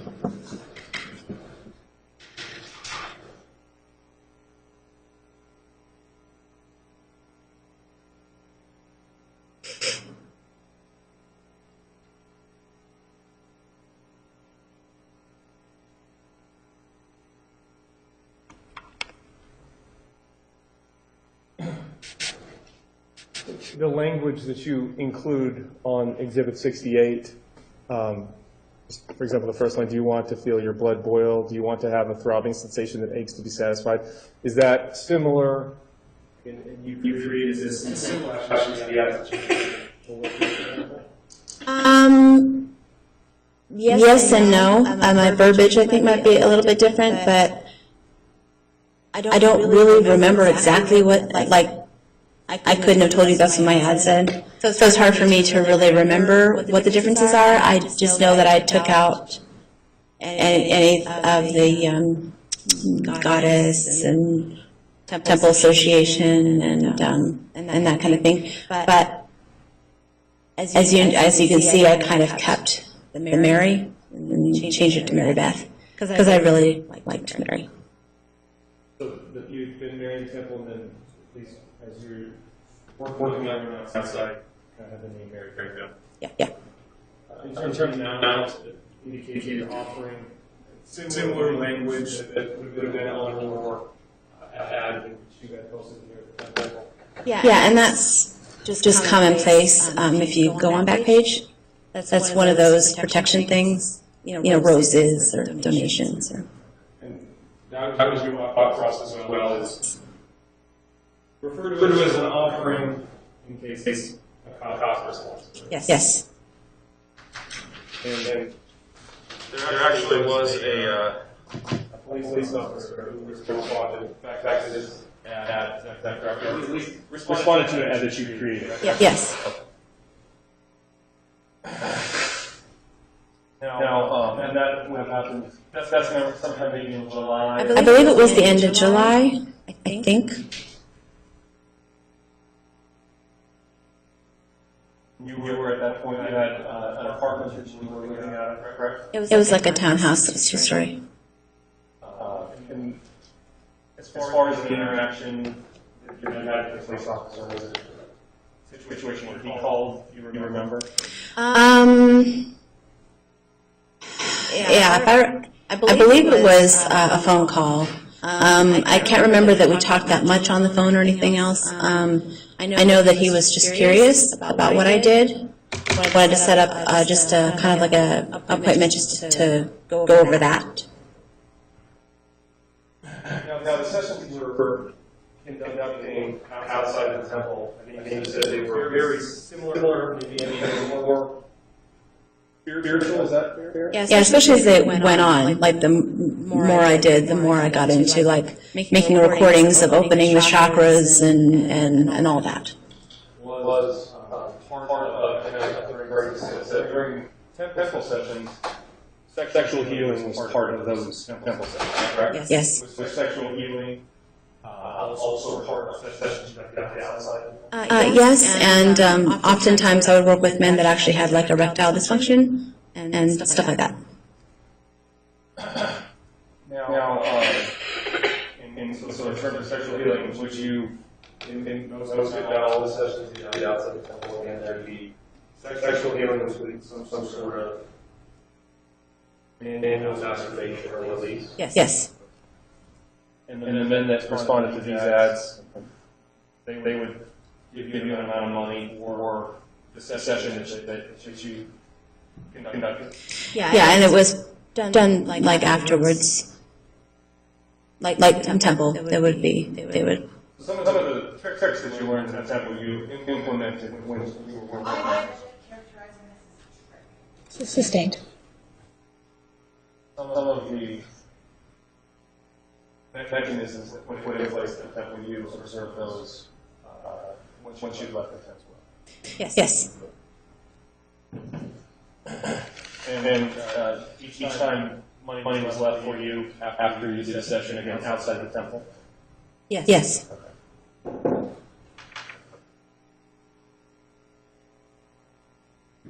Now, returning back briefly to the temple, approximately, you can talk about 7 months. How many sessions do you figure you did during that time? Best guess the whole time? Does that include or exclude the new sister duos, or just the ones I did? Everything that you were involved.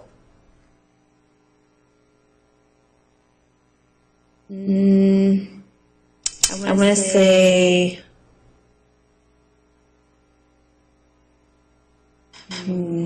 It's probably no more than, especially when I got on my own, it was probably no more than 3 or 4 a week. I think. I don't remember. I know it wasn't that much. But then there was a day where I had 3 in a day, but that was a really good day. 3 or 4 in a week, and then obviously 35% or more would just go back to the temple. So at the end of a week or that just wasn't enough. No, especially if my living situations were changing, so my rent was going up. And you talked about their sexual healing and their being released was beyond manual masturbation. Was there other types of sexual acts that were done by you? By me personally, on occasion, yes. Those ever include actual sexual intercourse? Yes. And there was a specific term for that sexual intercourse session, is that right? Yes. Sacred union.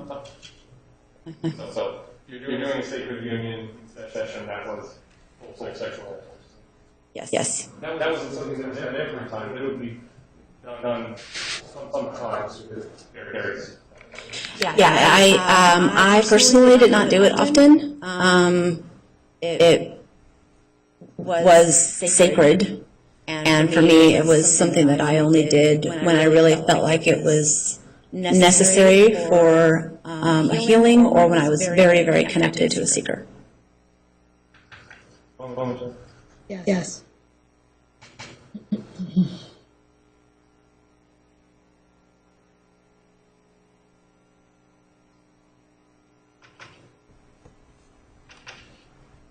Thank you, nothing further from us. All right, ladies and gentlemen, it is 4:28, so we are not going to start with cross-examination today. Tomorrow, I would like to start at 10 o'clock. Is there anyone who could not be here at 10 o'clock? I will let you know that tomorrow, we are going to have a longer than usual lunch hour. We're going to break at 11:40, and then we will come back at 1:30. So tomorrow you can plan to have an extra long lunch period. So from 11:40 to 1:30. All right, that's all for today. Thank you. Please remember the admonition. Have a nice evening.